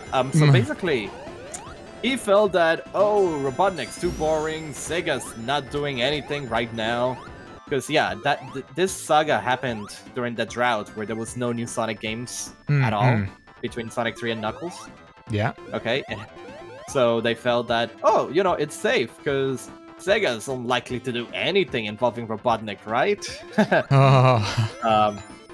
Little did they know. Along comes Adventure, which, oh goodness, did Adventure throw the writers out of the loop? I'll explain how, but first we need to explain. Okay, so how do they bring Eggman when they killed Robotnik, right? Well, a couple of issues earlier, they had introduced Robo Robotnik, who is a Robotnik from a different world who roboticized himself to, I guess, save himself or something. Okay. That was back when the comics had a more humorous tone, so the issue wasn't supposed to be taken seriously. Yeah. Okay? Like, literally, I kid you not, Robo Robotnik's plan was to get the Infinity Gauntlet. Look, I know it's not the exact thing, but it might as well be, yeah. It might as well be. And use it to build a giant robot with an Infinity Gauntlet. Okay? So... And it required every single dimensional Sonic to stop, okay? Which included a JoJo Sonic, like JoJo's Bizarre Adventure. Lordy. we have JoJo Sonic. I mean, we have JoJo Tales as well at some point, so it doesn't surprise me. After all, it is our destiny. Yes. Okay. But yeah, so they bring back Robo Robotnik, who all of a sudden is now a serious villain to be taken seriously. Where apparently after that he, oh wow, I love how, yeah, that just throws you out of the loop. Yep. But yeah, they introduced Robo Robotnik, who is suddenly a serious villain who apparently killed off his version of Sonic. Okay, like he actually won. He wiped out everyone. He saw that, oh, Robotnik is dead in the Prime universe. Well then, I beat Sonic one time, I can do it again. So he literally just goes there for a challenge and to take his place. Okay? That sounds like a very Eggman thing to do. Yep. So he goes there, but his robot body gets wrecked, okay? Like, he gets thrown into a bunch of... He gets thrown into acid, which melts away his artificial skin, revealing, you know, that he's Robo Robotnik and not the original Robotnik revived. And then, you know, he gets blown up. But then it gets revealed that, oh, you know, he's a robot now, so he can just download himself into a new body. And what body does he download himself into? It is the Eggman. It's what I am. It is the Eggman. Got the master plan. You know the funny thing, though? See, in hindsight, yeah, it makes sense. But amongst the bodies that he has there, one of them is a buff, muscular wrestler body. Oh, that's great. That's absolutely great. Imagine if he downloaded himself to that, huh? Oh no. Oh, Instead if of- we, you know what? I was about to say something, but then I went, no, the fan base has already done it probably, and I don't want to see. I was about to say we need to see that version of Eggman, but no, please. Also, Almighty I Am, thanks so much for the follow. It's greatly appreciated. Yeah. But yeah, I think it was when that version of Eggman fell into the vat of acid. I think that's what you might be remembering. Because probably. Because the issue does end there on a cliffhanger, like, oh, well then I guess Eggman's dead. But then no, the next issue goes like, surprise, I'm actually Robo Robotnik. All you did was just melt away my artificial skin. Yeah, and let's be real, that artificial skin thing, that was metal. Metal as hell. Yeah. But yeah, and then of course, how do they adapt Sonic Adventure when they have been using the SATAM lore? Very carefully. Oh goodness, how? Well, first off, here's a fact, okay? Because yeah, I have a lot to criticize about Ken Penders, but the Sonic Adventure adaptation, which gets a ton of things right, it had to be written before the Dreamcast was released, and there was no translation. Sonic Adventure wasn't localized yet. They Sega didn't give them a translation or anything. They Sega just said, hey, you gotta adapt this. This is our upcoming game. And like, good luck. They actually, one of the artists imported a Dreamcast from Japan, imported a copy of Sonic Adventure, played through it, made notes. He didn't understand Japanese, he just made notes, and that's what they had to work with. You know what? Props to the person who actually went and played the game to get the ideas. Yeah. But yeah, how do they adapt it? Well, introducing the City of the Ancients, Station Square. See, it turns out Mobius is actually a post-apocalyptic world. Okay, it used to be Earth. And most of the human population got wiped out. But then, oh wait, no, they actually survived. They live in this city that's an artificial recreation of a typical modern day Earth city. And people have just been living there since, you know? It's got artificial skies, everything. Which actually, it factors very cool. You know how the the egg carrier has that pointy bit at the front? Yeah. That gets used in the Oh. comics as a drill to tower into the underground city of the ancients. See? Oh, that's To actually tower smart. into Station Square. Hmm, Yeah. hmm. Okay, wish me luck. I have to remember got how this. to do this one because this one, if I remember correctly, is a bit of a maze. Oh goodness. Mm-hmm. You can skip on 100%ing one of them, right? Just get I the blue mean, sphere, no ranks. Yeah, I can. It's just I have a habit of going for the rings because they do give me retry tokens, essentially, for these blue sphere stages. True. Mhm. But how many retry tokens do you already have? Oh, that's a good question. That's a very good question. How much? Crap. No! Oh no. No, wait. I was gonna say it was safer to jump through the other way. Well, we're not 100%ing that one, but you know what? We at least got that much clear. You know? Yeah. Hmm. Okay, let's see Okay, so here. this just leads back to here. All right, all right. Mm-hmm. Take a left turn at Albuquerque. That's an illegal left, by the way. Ah, who they gonna do? What they gonna do? Chase me down? I'm the fastest thing alive.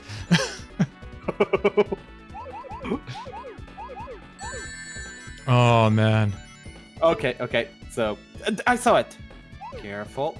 1, Wait, where's the last one? 2. Where's the Oh, last no. orb? Oh no. Oh, there it is. Oh wait. Whew. And there we Also, nothing are. crazy asking if you like anime. Oh, absolutely. I love anime. I haven't watched a lot of it in recent years because I've been busy doing the streaming thing. But yeah, I absolutely love anime. My favorite ones are Record of the Lost War, Rurouni Kenshin, Yu Yu Hakusho, Gundam the 8th MS Team, G Gundam, and I've got so many more. I love the anime Dirty Pair Flash. Just any era of anime, you could probably name one, and I like something from it. Because I also really love Spice and Wolf. Mm-hmm. Which I believe is getting a new season. Oh, it's getting a full reboot. The anime series is Oh, getting a a reboot.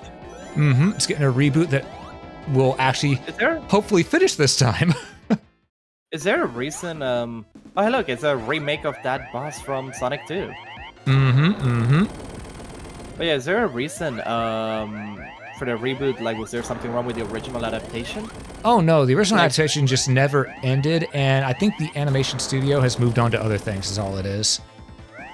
Okay, because there are cases like, for example, Full Metal Alchemist, where the original anime, or also Fruits Basket, where the original anime went in a new direction, so it needed a new anime to clear things up, you know?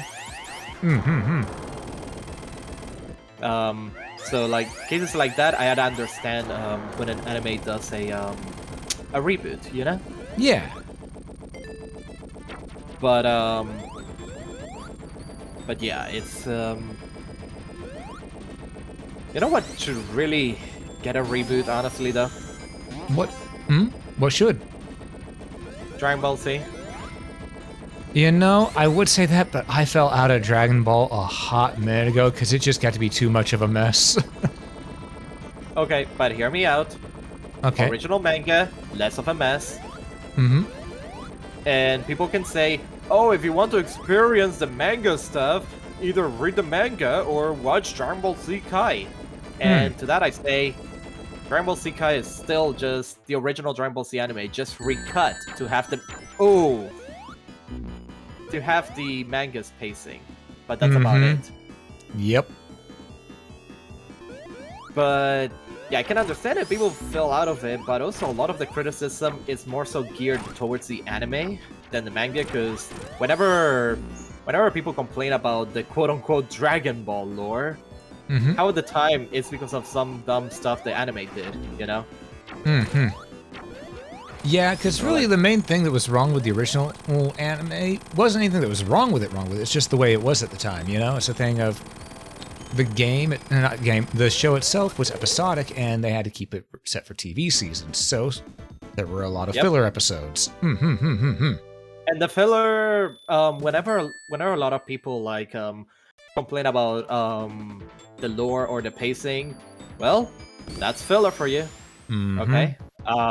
and it introduced a lot of dumb shit. Okay, it introduced, for example,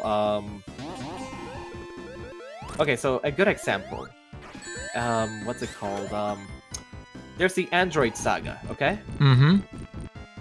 And well, fun fact: the original Dragon Ball introduced a creator for the androids way before Dragon Ball Z did. Whoops. Yeah. Or the fact that the original Dragon Ball gave an origin for the Dragon Balls. And then all of a sudden, Dragon Ball Z comes and just says, actually, the origin is this. Yeah. A lot of retcons in Dragon Ball Z. A lot of retcons. But in this case, it's not really a retcon. It's more so that the anime writers jumped ahead. Okay, thinking that, oh, the manga will never explain this, right? Hmm. The manga will never explain where the Dragon Balls came from, so we can just make up our own lore about how there was this great big war and a great hero came and took the Dragon Balls and divided it into 7. Stuff like that. And then, surprise! Here's the lore. They're actually from space. Yep. Which, space. That's another the final frontier. Yeah, that's another comparison. That's another comparison now to Sonic. Now that the Chaos Emeralds are also from space. Yep. Oh goodness. Oh wait, and now we also have Super Sonic too, don't we? Yeah. Yeah. Yeah, we do. We have a Super Sonic too. Oh goodness. The comparisons will never end.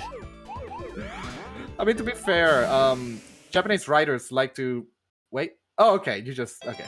Yeah, they like take a lot of inspiration from each other's. Mm-hmm. Yeah. I was about to say, oh, the cutscene's about to play backwards. Oh, that would have been fun. Yeah. But yeah, no, Japanese writers, they like to borrow a lot of things from each other. I believe it's to do with the fact that Japanese laws, okay, maybe less so nowadays, you know, but they tend to get very strict about copyright, okay? But back in the day, anything goes, okay?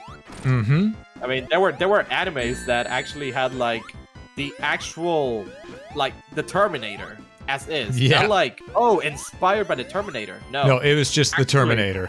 Yeah. Actually, the Terminator, yes. The OVA of the original Dirty Pair series actually had the Terminator in it. Yes. The Terminator was there, just there. In the first episode of it, in fact. Yes. And of course, another one of Kojima's games. I believe it was Police Nouts. There's a bar, and everyone there is just from another film franchise. Huh. Both Japanese and Western. That's okay, you can literally see in the bar a Kamen Rider, friggin' Godzilla, at a bar, the Terminator. I got greedy. Oh, just look at how RoboCop influenced the Japanese culture. Yeah, actually, here's a fun fact. So I was looking away. That's my bad. I was reading chat. My bad. Yeah. Okay, so everyone knows. Everyone's heard of Power Rangers, yeah? So where did it come from? Well, obviously the Japanese version, the Super Sentai franchise. But where did Super Sentai start from? Well, get this. Super Sentai actually started out as a collaboration between Toei and Marvel. Because, basically, Japanese Spider-Man, that was the start of it. In fact, it was the first Sentai show to have a giant robot. Yep, and we're thankful for it. After all, he's an emissary of hell. He needs a giant robot. Yep, but it gets better. The actual first, the second Super Sentai season, okay? The suit designs were actually done by Marvel. Oh. So, to explain, it was Battle Fever J. That's what it was called, okay? And it had a teaming of like, because, you know, Super Sentai seasons, they have teaming. And they had a teaming where what happened? That one came to life and stood up while I was on it. And that was just me being frustrated and wanting to jump into the spikes because I was tired of life. And Sounds like you should probably hydrate. You know what? Maybe a little Or bit. grab a Kit Kat. Yeah. You're never yourself without a Kit Kat. True. I could use a Kit Kat. Oh, Indeed. give me a break. Give should me make a it- break. Break me off a You should piece get a- of that Kit Kat bar. You know what you should do? You should get a redeem, where you get a Kit Kat, but it just gets thrown at you. Like- That would be good. That would be good. All right, this is the last one. Yay! Which means after this, we will be able to nuke every stage. Literally. Yep. Because one Should thing be that a lot of smooth people sailing don't from know. here. One thing that a lot of people don't know is that Hypersonic actually has a screen nuke built in. Yep. And the It's reason a homing attack and a screen nuke at the same time. And the reason a lot of people don't know about this is because a lot of people don't bother to get Hypersonic. Yeah. Normally, they just play through the game, just the basic way, going through it, which there's nothing wrong with that. Have your fun with it. Yeah. But if you get the Hypersonic, you get to have a little bit of extra revenge on the enemies around you. It feels good. Especially Death Egg Zone. Death Egg Zone is not nearly as tough if you've gone and gotten Hypersonic. Yeah. Oh, and Sky Sanctuary. Don't forget that. Oh, that too. Well, Sky Sanctuary still can be pretty rough because, if you're going too fast, you might jump off the edge. Oh yeah, you better be careful. Where on earth is that last grouping of spheres? Where's that damn group of blue spheres? You know. Oh, there they are. Oh, there it is. I don't know something funny. Hmm? In the beta version, the blue spheres weren't called blue spheres. Oh, what were they called? Well, they weren't called spheres, they were called balls. So the game would say, get blue Goo balls. balls.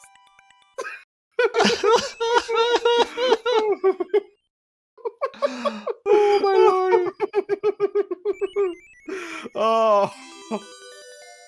Seriously. Oh. Now Sonic can be hypersonic. Hypersonic.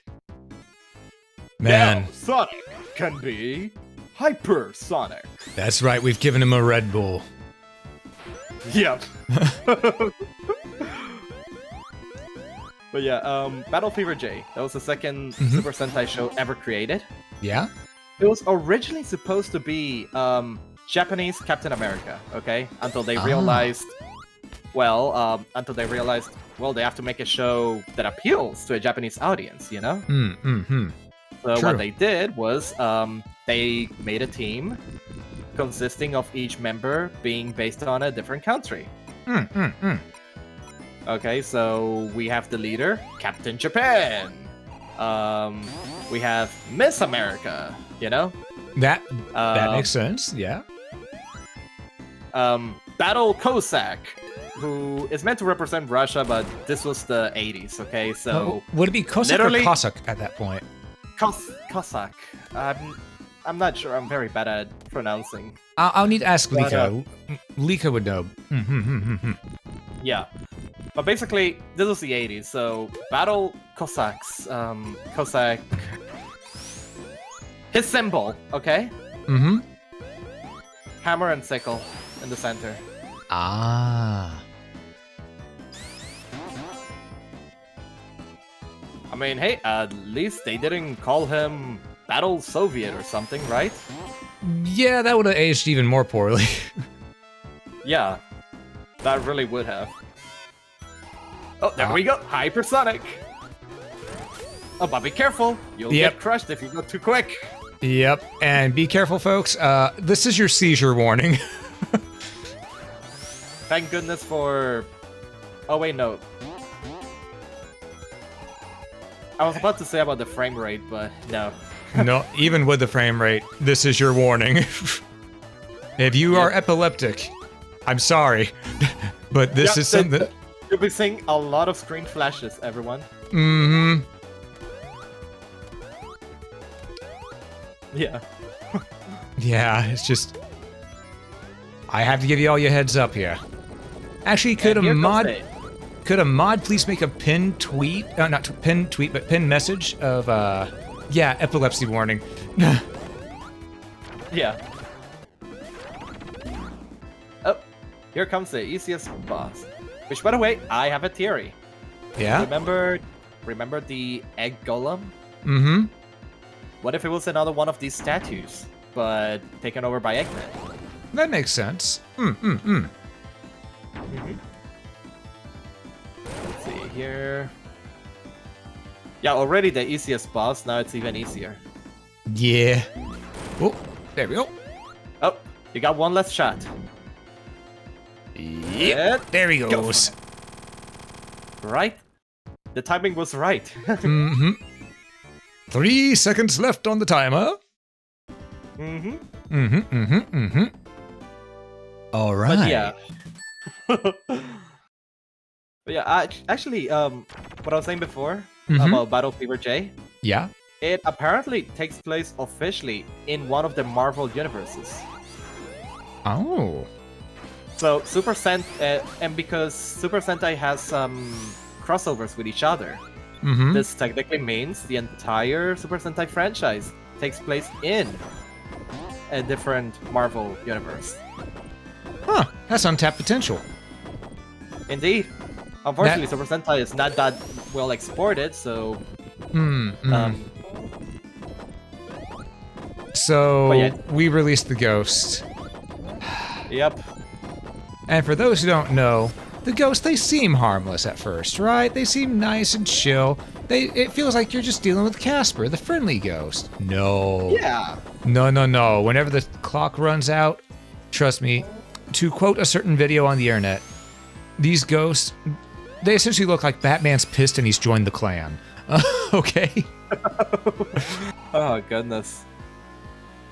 Also, I gotta love how people went about how random the ghosts in Sonic Adventure 2 and Sonic Heroes are. But like, we knocked my mic. Okay. It's all good. Oh, and crazy to answer your question, I got it. I've been enjoying that game a lot. Nice. Oh, that was smooth. Thank you. This thing of, can I do this? Maybe. Should I try? Probably not. But Probably what not. fun? But you What played it. fun is being cautious, you know? Mm-hmm. You know what they say? Careful. Where's the fun in that? I thought what you say usually is all toasters, toast, toast. This is true because it's no longer bread once it's out of the toaster. Indeed. Oh, and speaking Okay, of which, we keep on sliding off on me. I realized I was gonna bring this up earlier in the stream. Mm-hmm. This is about to blow everyone's world. Yeah. The Philips CDI. Wow, I cursed you. I mentioned the Game? Philips CDI and Yep. The CDI. CDI is always a curse. yeah. The Philips CDI had an internet add-on. Also, Captain Crazy, I'm going to ask that we not get into any controversies on this, just because the Power World thing, it's there, it exists, You did it but again? Okay. but the main thing is, really, I'm just going to put my statement out there now. While there's evidence of the CEO being an idiot, absolutely, there's no evidence against the devs themselves, and according to how Steam itself works, if your product uses certain things, you have to disclose it first before it's put up there, so it's hit with a label. Otherwise, it gets taken down. So if it gets taken down, then it did. If it doesn't get taken down, then it didn't. That's all there is to it, and we're going to leave it at that. Until then, I'm going to assume innocent until proven guilty.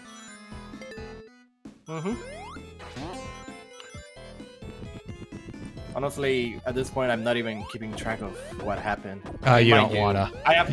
Trust Mind you, I have no stake in it. Even if I wanted to, I could not get the game. But because you know, spending. But yeah. But still, I'm just keeping out of it. Just... Yeah, because really, in the end, it's just Twitter drama. And that's something that nobody needs. Yeah. Well, on another note, hopefully this will not curse you. Philip CDI. Oh, that made the ghost angry. Yes, it did. So I think we've learned that the Philips CDI is a curse here.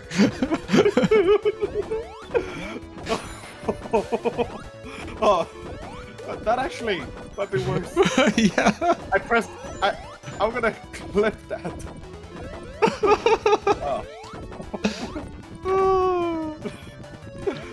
Oh, that was gold. If anyone mentions that console, bad stuff happens. Yep. So, I'm just gonna say it. That console, in the 90s, it had an internet add-on exclusive to Europe. Yep. It beat the Dreamcast by a couple of years. In technically being a console that can go online. Technically, if you consider it a console, which Philips didn't.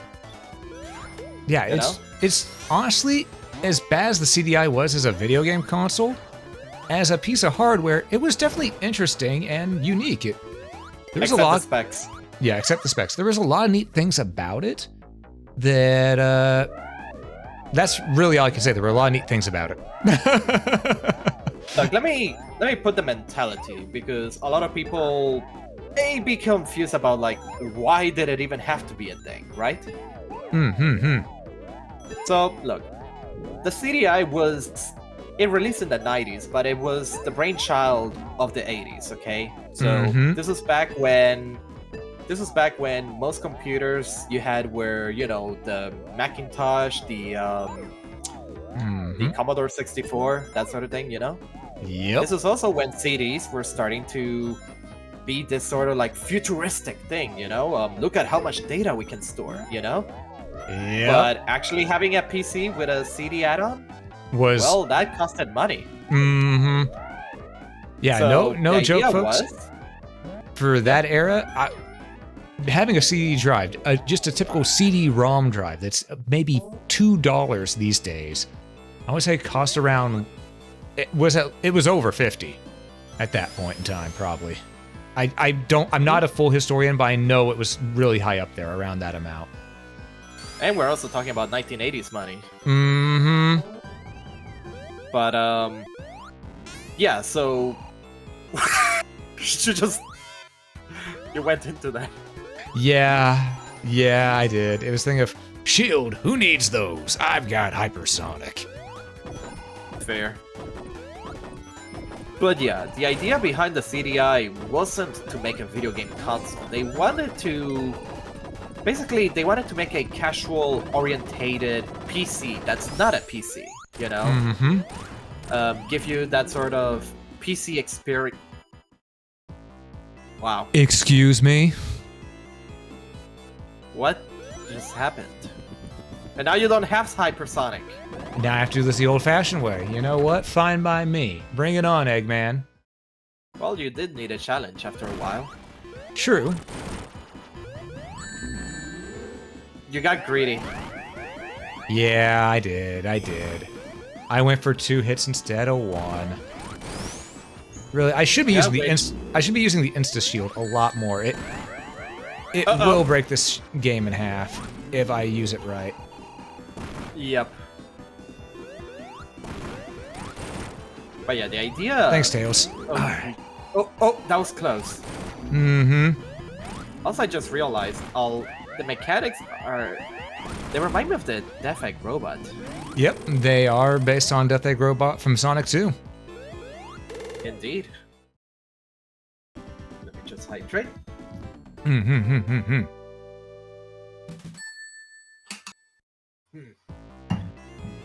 Yeah. Alright. But yeah, the CDI, that was supposed to be a multimedia machine, you know. It's for looking at... It's for seeing music videos, looking at encyclopedias, maybe occasionally playing the occasional casual game, you know? There were a Yeah. lot of point-and-click games, you know? If I remember correctly, didn't it also have Dragon Slayer on it at one point, or was that the laser Yeah. disc? Yeah. It had Dragon Slayer, it had all the FMV games. It was honestly at the time the best way to play it. Okay? Mhm. Because the CDI was really good at that. Ooh, we gotta be careful mentioning that thing's name around here. We've seen the curse. Oh. Yeah. Yeah, it was really good at that. The main problem was that, well, the specs were made in 1980, okay? Mm-hmm. And it was the 90s. So in the 1980s, it was like, whoa, this is so advanced. It's got a Motorola 68K CPU. Which, just to remind you all, that's the CPU that the Mega Drive has, okay? Mm-hmm. It was like, at the time, it was like top of the line. Like, if your system had that, like, whoa! You know? Yep. But honestly, by the time it released, yeah, the 68K was still good. But, well, there were a lot of other things that weren't that well thought out. For one, You mean like everything the else? CDI I'm sorry. Okay. Yeah, everything else. Literally everything else. Like, for example, get this. So, CDI. It can play CDs, right? What do you Mhm. usually play on a CD? Music. Play music. And also what else? Videos, movies, right? Yeah. Well, I always think DVD when I think that instead of CD, but yeah, you're right. Back then. Right, but this was before... Yeah. Mm-hmm. So, you'd think, the CDI would be a cheaper Laserdisc, yeah? Yeah, you'd think, but More no. features. No, because get this, the CDI doesn't support FMVs from the initial. You have to get an expansion module Oh for games like Dragon's Quest. Dragon Slayer. Sorry, not Dragon Quest. Jeez. Yeah. Dragon Slayer to work to play video CD discs. You Mhm. need an expansion module. Ah, yes, expansion modules, the things that even Nintendo tried playing around with their N64, and then they realized, oh wait, we're not gonna sell any of these, are we? All right, just bundle it in with DK64. Yeah. Yeah. And just, it's basically, they call it the video cartridge. It inserts into the back, and all it does is let the CDI actually play video files. Mm-hmm. That's it. Why couldn't the initial specs support it? Yeah. So, okay, that's already one blunder. Here's another blunder. 1 ex- megabyte of RAM. Yep. If you're gonna have a CD-based system, have more than 1 megabyte of RAM. It's just, come on. You know? Oh, and it gets worse. Oh, don't mind me. I'm just busting Eggman's balls right here. I guess that's one way it can get worse. Mm-hmm. Also, I just realized this is foreshadowing. Yes, The way very the much so. mechanic in the hand. It's been so long since I played Sonic 3 and Knuckles, and I just realized now, wait, why does this feel familiar? Yep, they give you hints throughout the entire game that as a kid you won't notice. But as an adult, you'll go, oh wait, that's actually clever. Indeed. And see, this is one of the reasons why I find it ridiculous that people think of Sonic Adventure as such a huge, quote-unquote, jump of the shark, okay?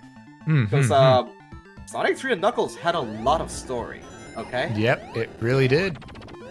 So, like, what is wrong with a Sonic game having a story when Sonic 3 and Knuckles did it? Literally, Sonic Team's mentality... Look, when Sonic Team made Sonic Adventure, they were operating on the mentality of ignoring everything that happened after Sonic 3 and Knuckles. This is literally Sonic 4. Mm-hmm. Okay? That's why we go back to Angel Island. That's why the Master Emerald's lore is expanded upon, you know? Yep. That's why Knuckles can be tricked so easily, because for him, Sonic 3 and Knuckles happened just a few months ago. Yep. But yeah, for many, the idea that a Sonic game should just be about a blue funny hedgehog who fights an egg-shaped doctor and frees animals from those doctors. You know, like what? Yeah. And another thing is, while I love that mentality for some of the games, like I'm one of the people that actually enjoyed Sonic Lost World. It was simple, goofy fun, but it played well and it was fun. I enjoyed it, you know? I know a lot of people don't. A lot of people hate that, but I like the way it felt like a classic game, like Sonic 1 and 2. Not Sonic 3, but Sonic 1 and 2, just with some 3D elements and a bit of, you know, Mario Galaxy. Yeah. I was trying to think of how to dance around it. No, it's got part of Mario Galaxy in it. And New Super Mario Bros. U. But that's something that Sonic and Nintendo have always done. Sonic and Mario have always done. They've always borrowed from each other a little bit, so no harm in that. Yeah, that's true. For me, I don't hate Lost World. In fact, I really enjoyed the 3DS version. That one has like a lot of momentum. Like you can make some really good speedrunning strategies on the 3DS version. Because it's got this thing where while you're spin dashing, you can hold down the button and you'll stay in ball form and be able to keep momentum. You know? Oh. Okay, So, I like that. I like that. Yeah. But the thing that bothers me more so about Lost World is well, the thing that bothers me is just how this is gonna sound controversial, okay, especially after what you said, but I think of the game as a sort of stereotype of classic Sonic, okay? In the sense that I feel like the aesthetics and everything are made from the angle of what people assume classic Sonic is like, you know? Because yes, we got the badniks, we got everything, but look at the actual classic artwork and you notice that like Sonic art tends to be a little bit more, for lack of a better term, sophisticated compared to what you see in Mario, you know?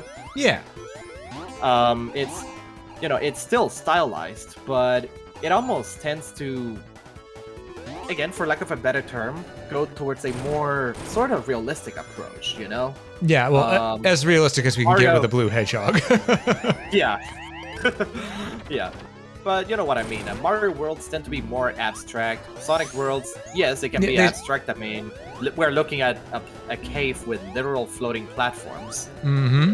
But you can kind of see hints of realism, like the way the rock formations there on the sprites. Yeah, it tries to stay somewhat grounded, is what you're saying. Yeah. Yes. And that's what I consider the classic Sonic aesthetic. It's colorful, but it's still very grounded, you know?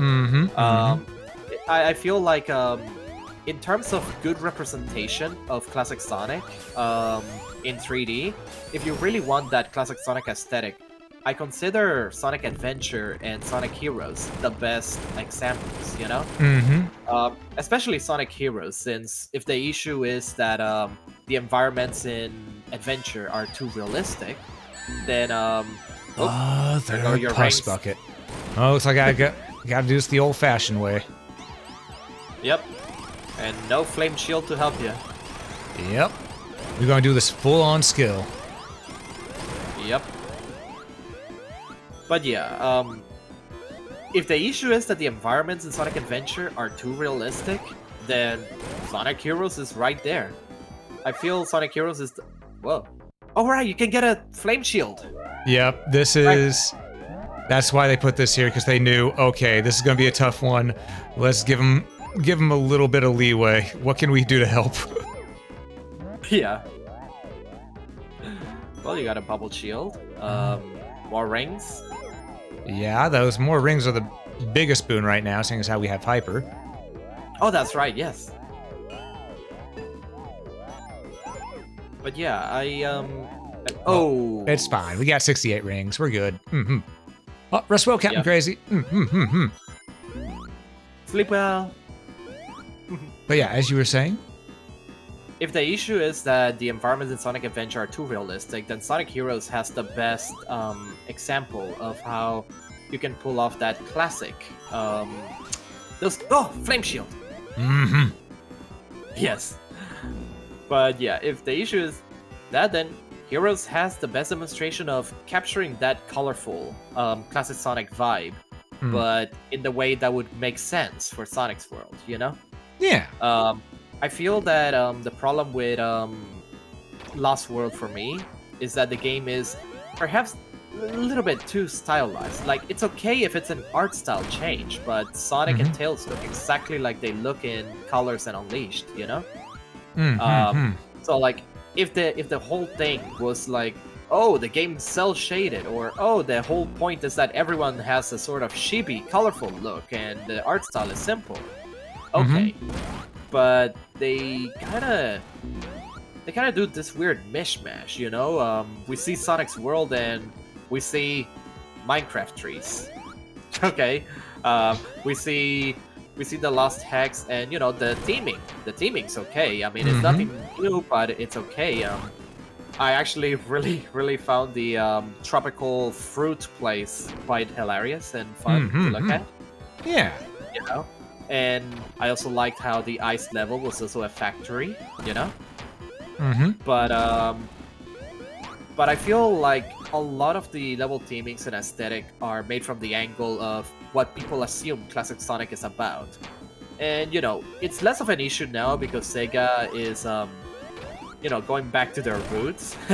Okay? Yeah. But back then, the main issue was that the Sonic franchise, it felt like Sega really wanted to simplify things a lot, okay? Suddenly, classic Sonic was from another world, right? We were to assume that the classic games, they just happened in another world, and modern Sonic is his own entity whose first adventure was Sonic Adventure. And like, and yeah, it's just, yeah, I'm glad that things have been condensed and made a lot, you know, just brought together better. yeah, they're going back. They're pulling back on a lot of like the negative aspects, you know, like the whole Sonic's world takes place. The Sonic games took place across two worlds, the anthropomorphic world and the human world, and like it just breaks everything. I mean, so I guess Gerald Robotnik traveled to a different world to end up on Angel Island, right? I guess Angel Island just travels between dimensions, right? And that's how it ended up in Sonic Adventure. Yeah? Yeah. That's pretty much what we're saying, but yeah. Also, Knuckles is the biggest knucklehead right here. Yep. He's literally in front of the mural on the wall. Well, I got some fun lore to share there. Two lore, actually. Oh, music glitch. You're a regular Sonic and... Okay, there we go. Okay. Oi, give me back my emerald! Oh, it's mine now, Sonny. It's mine now, Sonny Jim. Yeah. Okay, so a bit of lore. That mural, Knuckles thought it was actually the Doctor, okay, protecting the Master Emerald from the Hedgehog. That's the first thing. The other thing, though, and get this, because it connects to Sonic Adventure. Yeah. Okay. In the Japanese version, there was another mural which we don't see in the game. It depicts, quote, a dragon-looking creature holding a giant egg. Ah. Hello, Chaos. Yep. And this, actually, is the reason why... Oh, remember. Right. Remember, I'm playing a game, not just listening. Yeah. But yeah, that's actually the reason Gerald Robotnik created the Bio Lizard first, and then the Hedgehog. He saw the first mural, he went, okay, so the ultimate life form should be a big lizard. Then that didn't work out. Okay, this mural shows a hedgehog, so let's try that. And it worked. It did technically work, but also didn't work at the same time. Yeah. I mean, technically, he did sabotage himself later when, you know, he was dealing with grief and went insane and he tampered with Shadow's memories. Oh, That you speaking this actually reminds me. Tails, please don't. Please don't. no, Tails. But it actually reminds me. Apparently, test screenings have been done of the Sonic the Hedgehog 3 film. And people are Hello, calling Green Hill. Yep. People are saying, wow, isn't this a little too dark for Sonic? Which means we know what's going to happen. Oh no. Oh no. People who are only finding out about it for the first time. Oh my god, this is so dark for what was such a happy, bright kids show. People who are in the Sonic fan base, yes, murder that child. Oh god. I mean, it's either one of two things. It's either that, because there's also the possibility that Shadow's lore could be changed, but remember the ending to Adventure 2? We all thought, I mean, technically, in the end, he was still okay, but at the time... Yeah, at the time, we thought, you know, sayonara, Shadow the Hedgehog. Yeah. And I'm going to be real, a lot of people meme on Shadow, which he is very memeable. But he's probably one of the better written characters in the franchise. He has an actual full character development arc. in the games where they actually bothered giving him actual good writing, yes. Sonic Adventure 2, Sonic Heroes, I guess, what little we see of it. Even though Shadow the Hedgehog just throws all that out of the way. Seriously. Sonic Heroes has a character. Away. Yes. Hello, Metropolis. Ah, yes. Good old Genocide City. Or Cyber City. I prefer Genocide City. Oh, goodness. But yeah, Shadow the Hedgehog kind of threw out any character development Shadow had in Sonic Heroes and Sonic Battle. Which, mind you, wasn't enough, but we do have Shadow say in Sonic Heroes, and I quote, "Even if I'm not real, I'm still the ultimate life form, Shadow the Hedgehog." Yeah. You know? And then comes Shadow the Hedgehog, and there he is with his identity crisis. Yeah, I mean, to be fair, after seeing that many robots of yourself, I'd have an identity crisis too. I'd be like, wait, which one am I? Am I a DOG? Am I a carbon copy? Quite literally. Which one? Yeah. That was a little too high. And also the ending to the Team Dark story was mistranslated in Sonic Heroes. That does not surprise me. That was still the era of tons of mistranslations. Like in the English version, Rouge confirms that the Shadow we were playing as was an android, right? Yep. Hello. Hello. Hello. I hope you're having a wonderful day or night, depending on where you are from. Yep. Happy time zone. Wait. Yep. Oh. I forgot. Are we supposed to fight him here? I thought this was a Knuckles thing. No, you do fight him. You just don't go to the other phase. Oh, right. It's been so long since I played through Sonic 3 and Knuckles. Yeah. As you can probably tell. But as you can also probably tell, his pattern is real easy to learn. Yeah, because he's not the final boss this time. So they actually had to, nerf him to be an actual boss battle. Yep. Also, I love how a lot of people, whenever they find out about Sonic, say, okay, maybe I'll try one. Think it only takes, what, three hits to defeat an enemy? You know, like Mario. Oh. No. 8 times. Wait, that sound effect. Oh, I guess to foreshadow that he's still active in Knuckles' story. Yeah, okay, yes, because in the Mega Drive version, he was destroyed, okay? In the Mega Drive version, he gets destroyed here, but here, that's a good touch. He's still whole. Yeah, that is a really good touch. They add so many little touches to the Origins collection that a lot of people bash this one, and I understand why. But they add so many... in the best of states. Yeah, but they still put a lot of effort into it to make it to where it is still probably the best way to get the story of the franchise. You know? Indeed.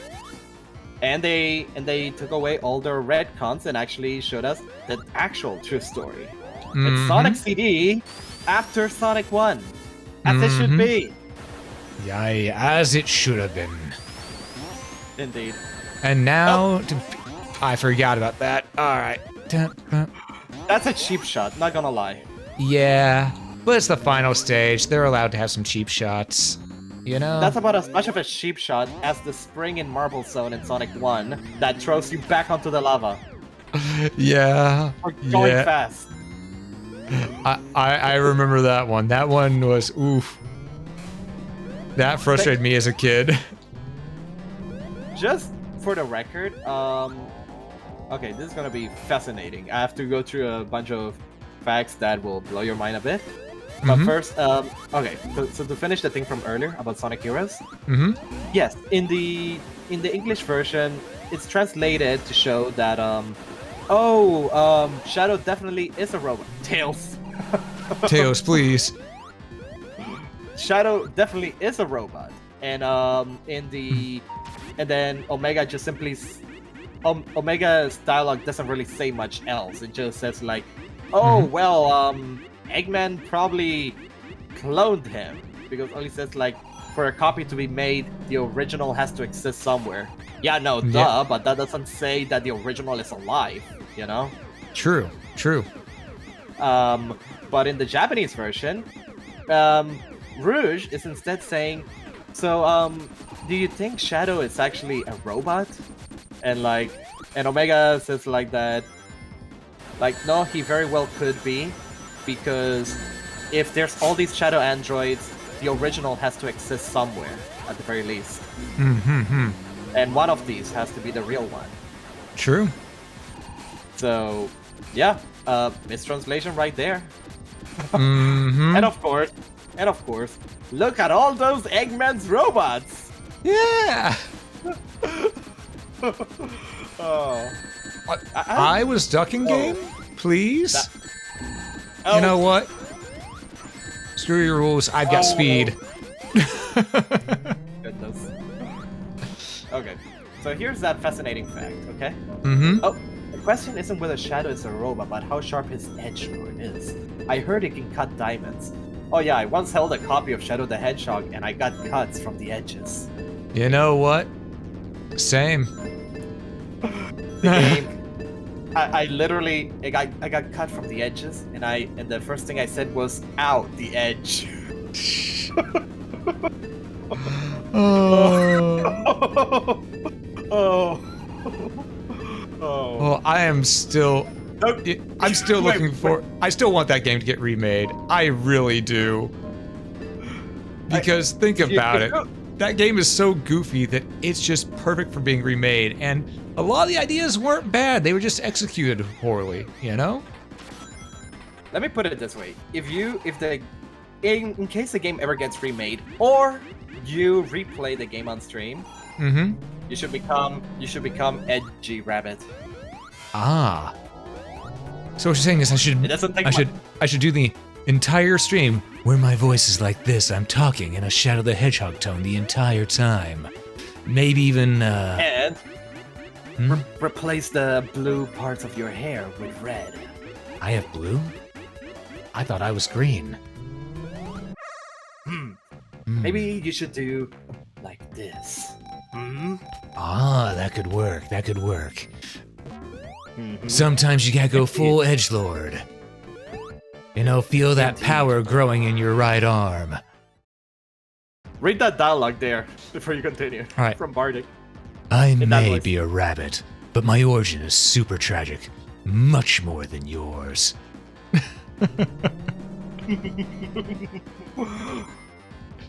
Oh, goodness. I love how this guy right here got relegated to just a mid-stage enemy in Superstars.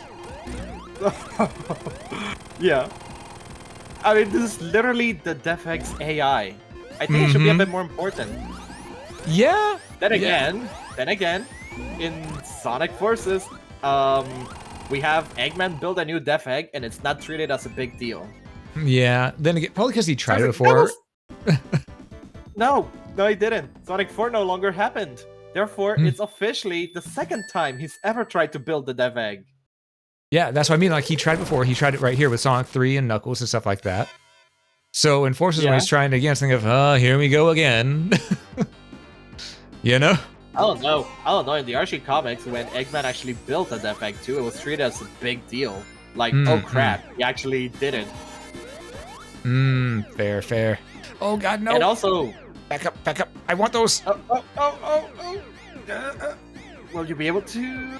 It's not giving me the momentum I need. No! Ah, curses. In that case, we'll go to the right. Also, I still love that Shadow's just 2 octaves off of a Duke Nukem. Which is funny, considering who voices Big the Cat. Yep, good old John St. John.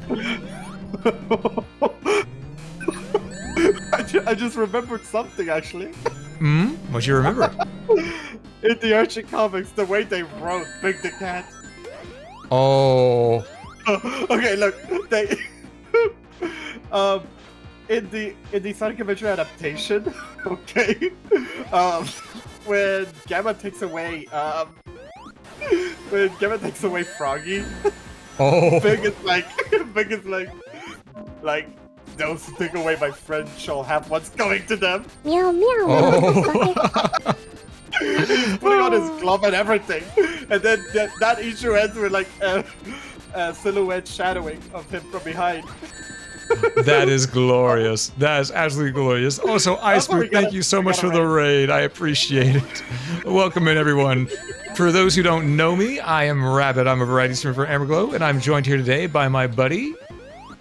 Gearlis, the cybernetic fox. So yes, we got a fox and a rabbit going through a Sonic game. And we're just sitting back having fun with some good old Sonic 3 and Knuckles. Indeed. Welcome in, everyone. Welcome. Yeah. Let me just... I'm gonna do this. Man, I keep on getting hit by a lot of the dudes in this one. They just show it up. Is the final stage. Yeah, it makes sense. I'm not complaining. It's thinking, I'm glad there's a bit of a challenge right here, but lordy, getting hit a lot. Yeah. But yeah, I just love the way they wrote Big the Cat in that issue. Like, oh my goodness, you don't want to mess with Archie Big. You really don't. Now I'm just hearing that in Big's voices. Anyone who messes with my friends has what's coming to them. And then I'm also hearing it in Duke Nukem's voice. Anyone who takes my friends has what's coming to them. Oh, please, give me some rings. Well, they gave me some rings. Not a lot of rings, some rings. So they did as I asked. I can no longer complain. Yeah. Let me see here. Version comics. Adventure. Okay. Froggy, where are you? Oh wait, and the actual thing is that he actually punches robots, and like his punch is so powerful, he destroys them. We love Big the Cat here. We love Big the Cat in this house. Yeah. Like the last shot is like he puts on his glove, okay, and then we see him walk off into the sunset on the shadows, saying like, anybody who messes with my friends, like, shall have what's coming to them, whether they be robots or, you know, and like, you seriously don't want to mess with Big. Yeah, you don't want to. Seriously. Oh, not only that, in the Sonic Unleashed adaptation, he single-handedly takes out a bunch of the Dark Gaia enemies. Oh, yeah. Big the Cat! He is big, he's large, and he is in charge. Indeed. I need more rings! Oh, I see now. I found Froggy. Groovy. Yeah. That actually does remind me. Let me see here. Mm-hmm. Oh! And Big the Cat in the Archie comics also took on an upgraded Mecha Sonic single-handedly Yeah. with his gloved hands.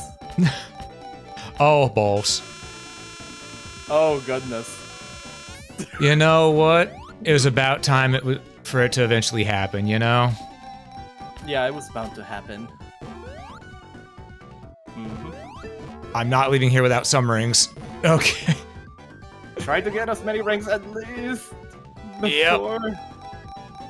Because we're Come near on. the end. Yes. That Yes. works. Okay, get out as quickly as possible before Yep. anything goes wrong. Yes, before it all goes south. Mm-hmm. Indeed.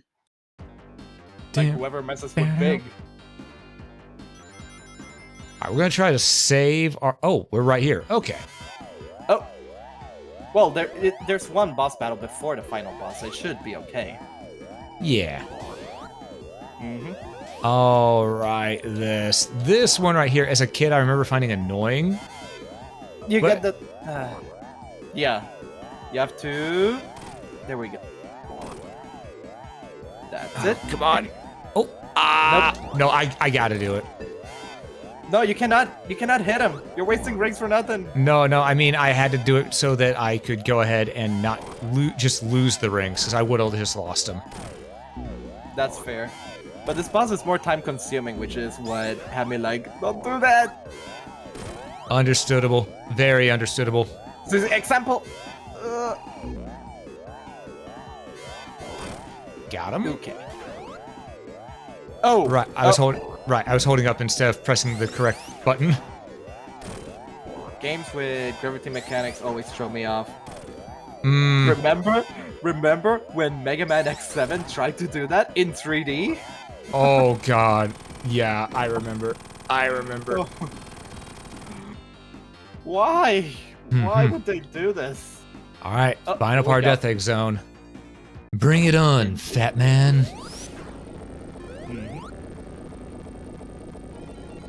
Let's see here.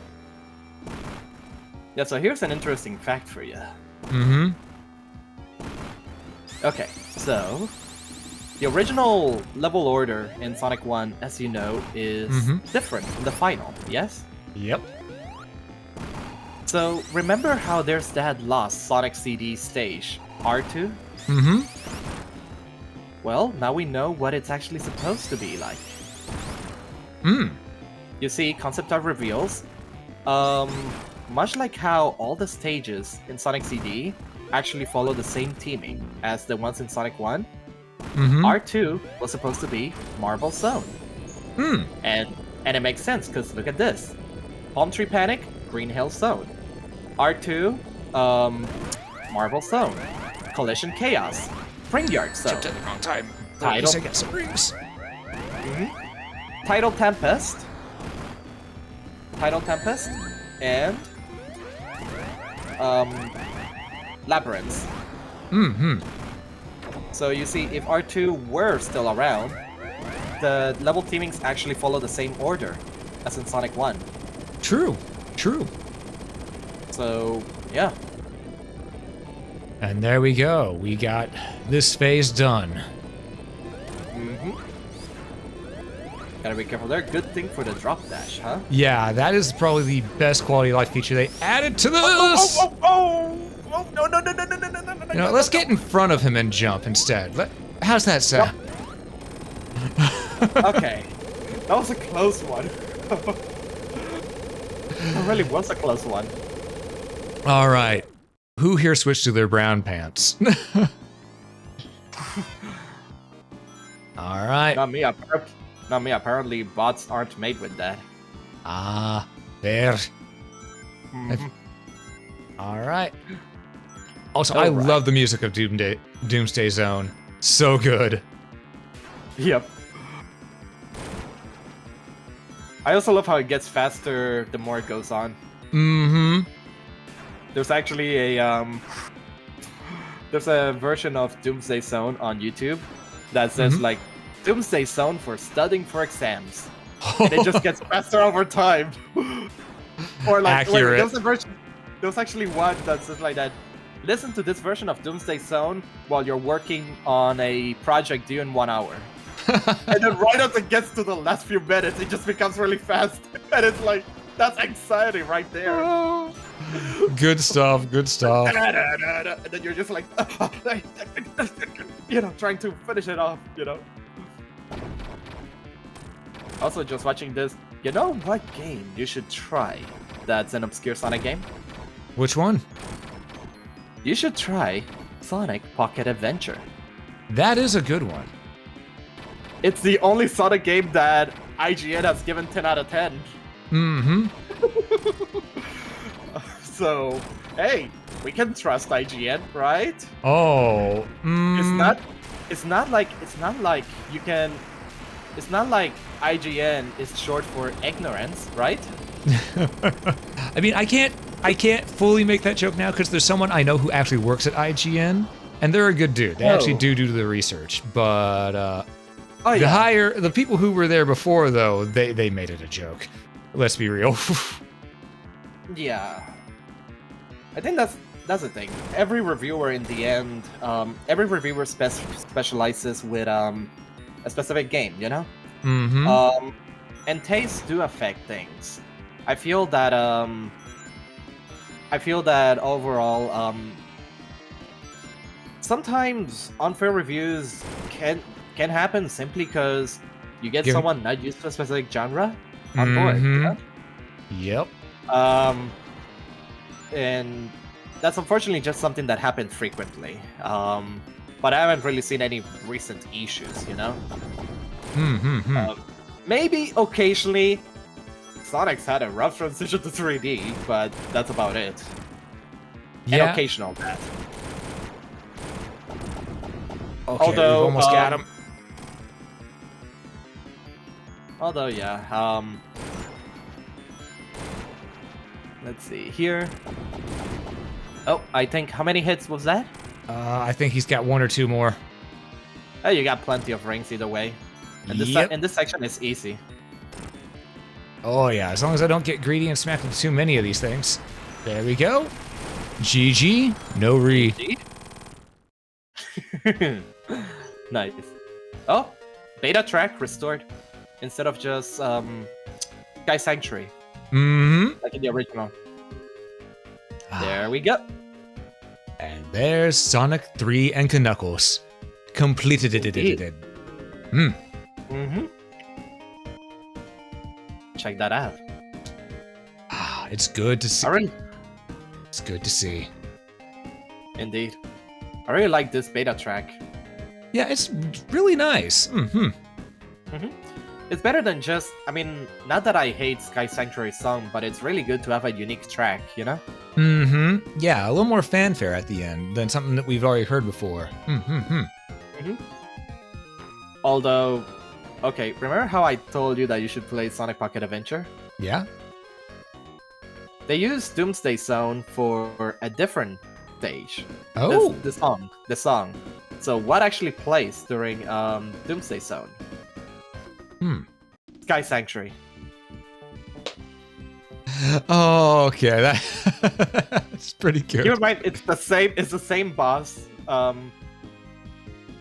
Although, you'll never guess. So you fight Knuckles, okay? And this time he's actually challenging. Okay? Yeah. But you'll never guess what song they chose for the Knuckles boss fight.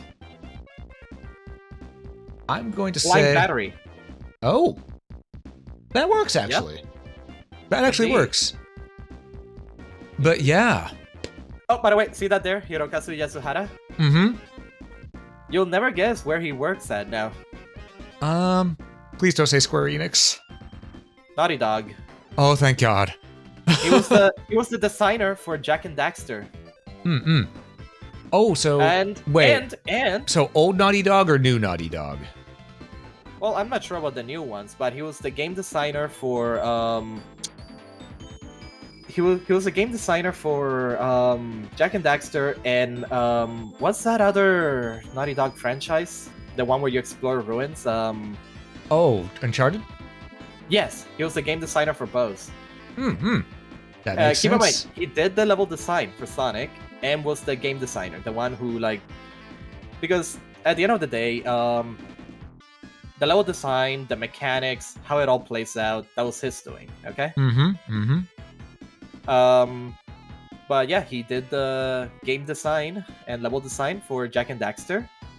He basically didn't work on anything Sonic related since Sonic 3 and Knuckles. Just so you know. He was involved with Sonic Extreme, but by the time they got him involved, the project was already on its way out. Ah, yeah. Unfortunately, because I would like to play Sonic Extreme, you know? But yeah, yeah, a lot of his designs did pop up online. He had some interesting ideas for the level design, ideas that we would later see in Sonic Adventure and stuff. But yeah, basically after Sonic 3 and Knuckles, when the rest of Sonic team went back to Japan, he stayed in the US. And since Sega Technical Institute was led by Mark Cerny at the time, when a lot of that team went to Naughty Dog, he went with them. Ah, I see. I hope he's not with Naughty Dog right now. He's with another developing company because Naughty Dog has gone downhill. But that's a story for another day. Ah, there's the jingle. Yep.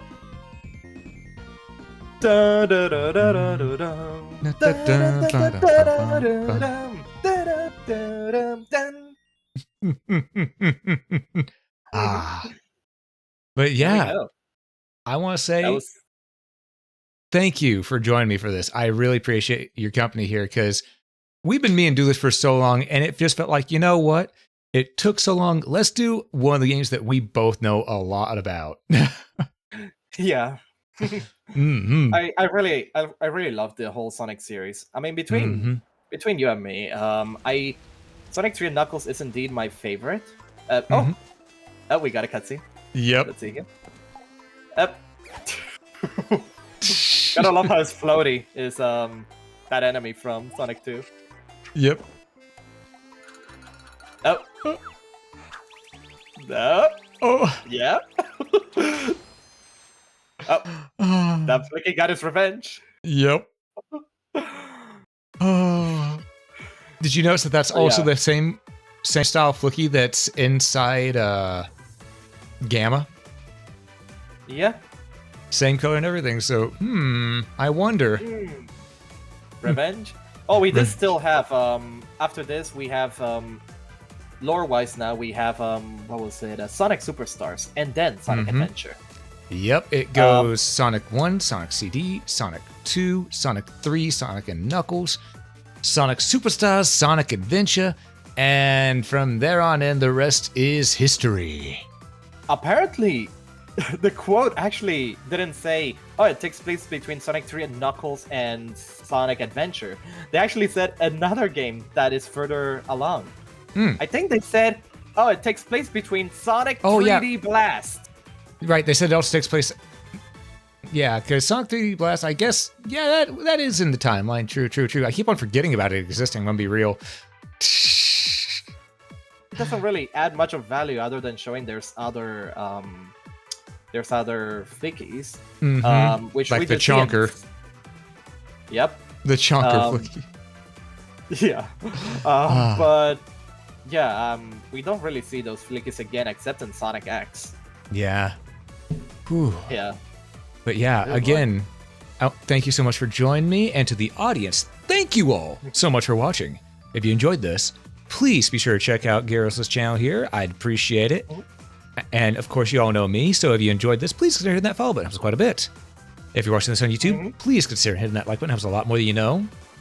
And remember, whether you got here at the beginning, middle, or end, you arrived exactly when you needed to. After all, we're all about just relaxing and having fun here. So there's no wrong time to join in. You know what I'm saying? But yeah. Indeed, no matter what time anyone drops in, they're bound to jump in on one of our interesting conversations throughout the stream. Exactly. And remember, Yeah. above all else, have a great day, folks.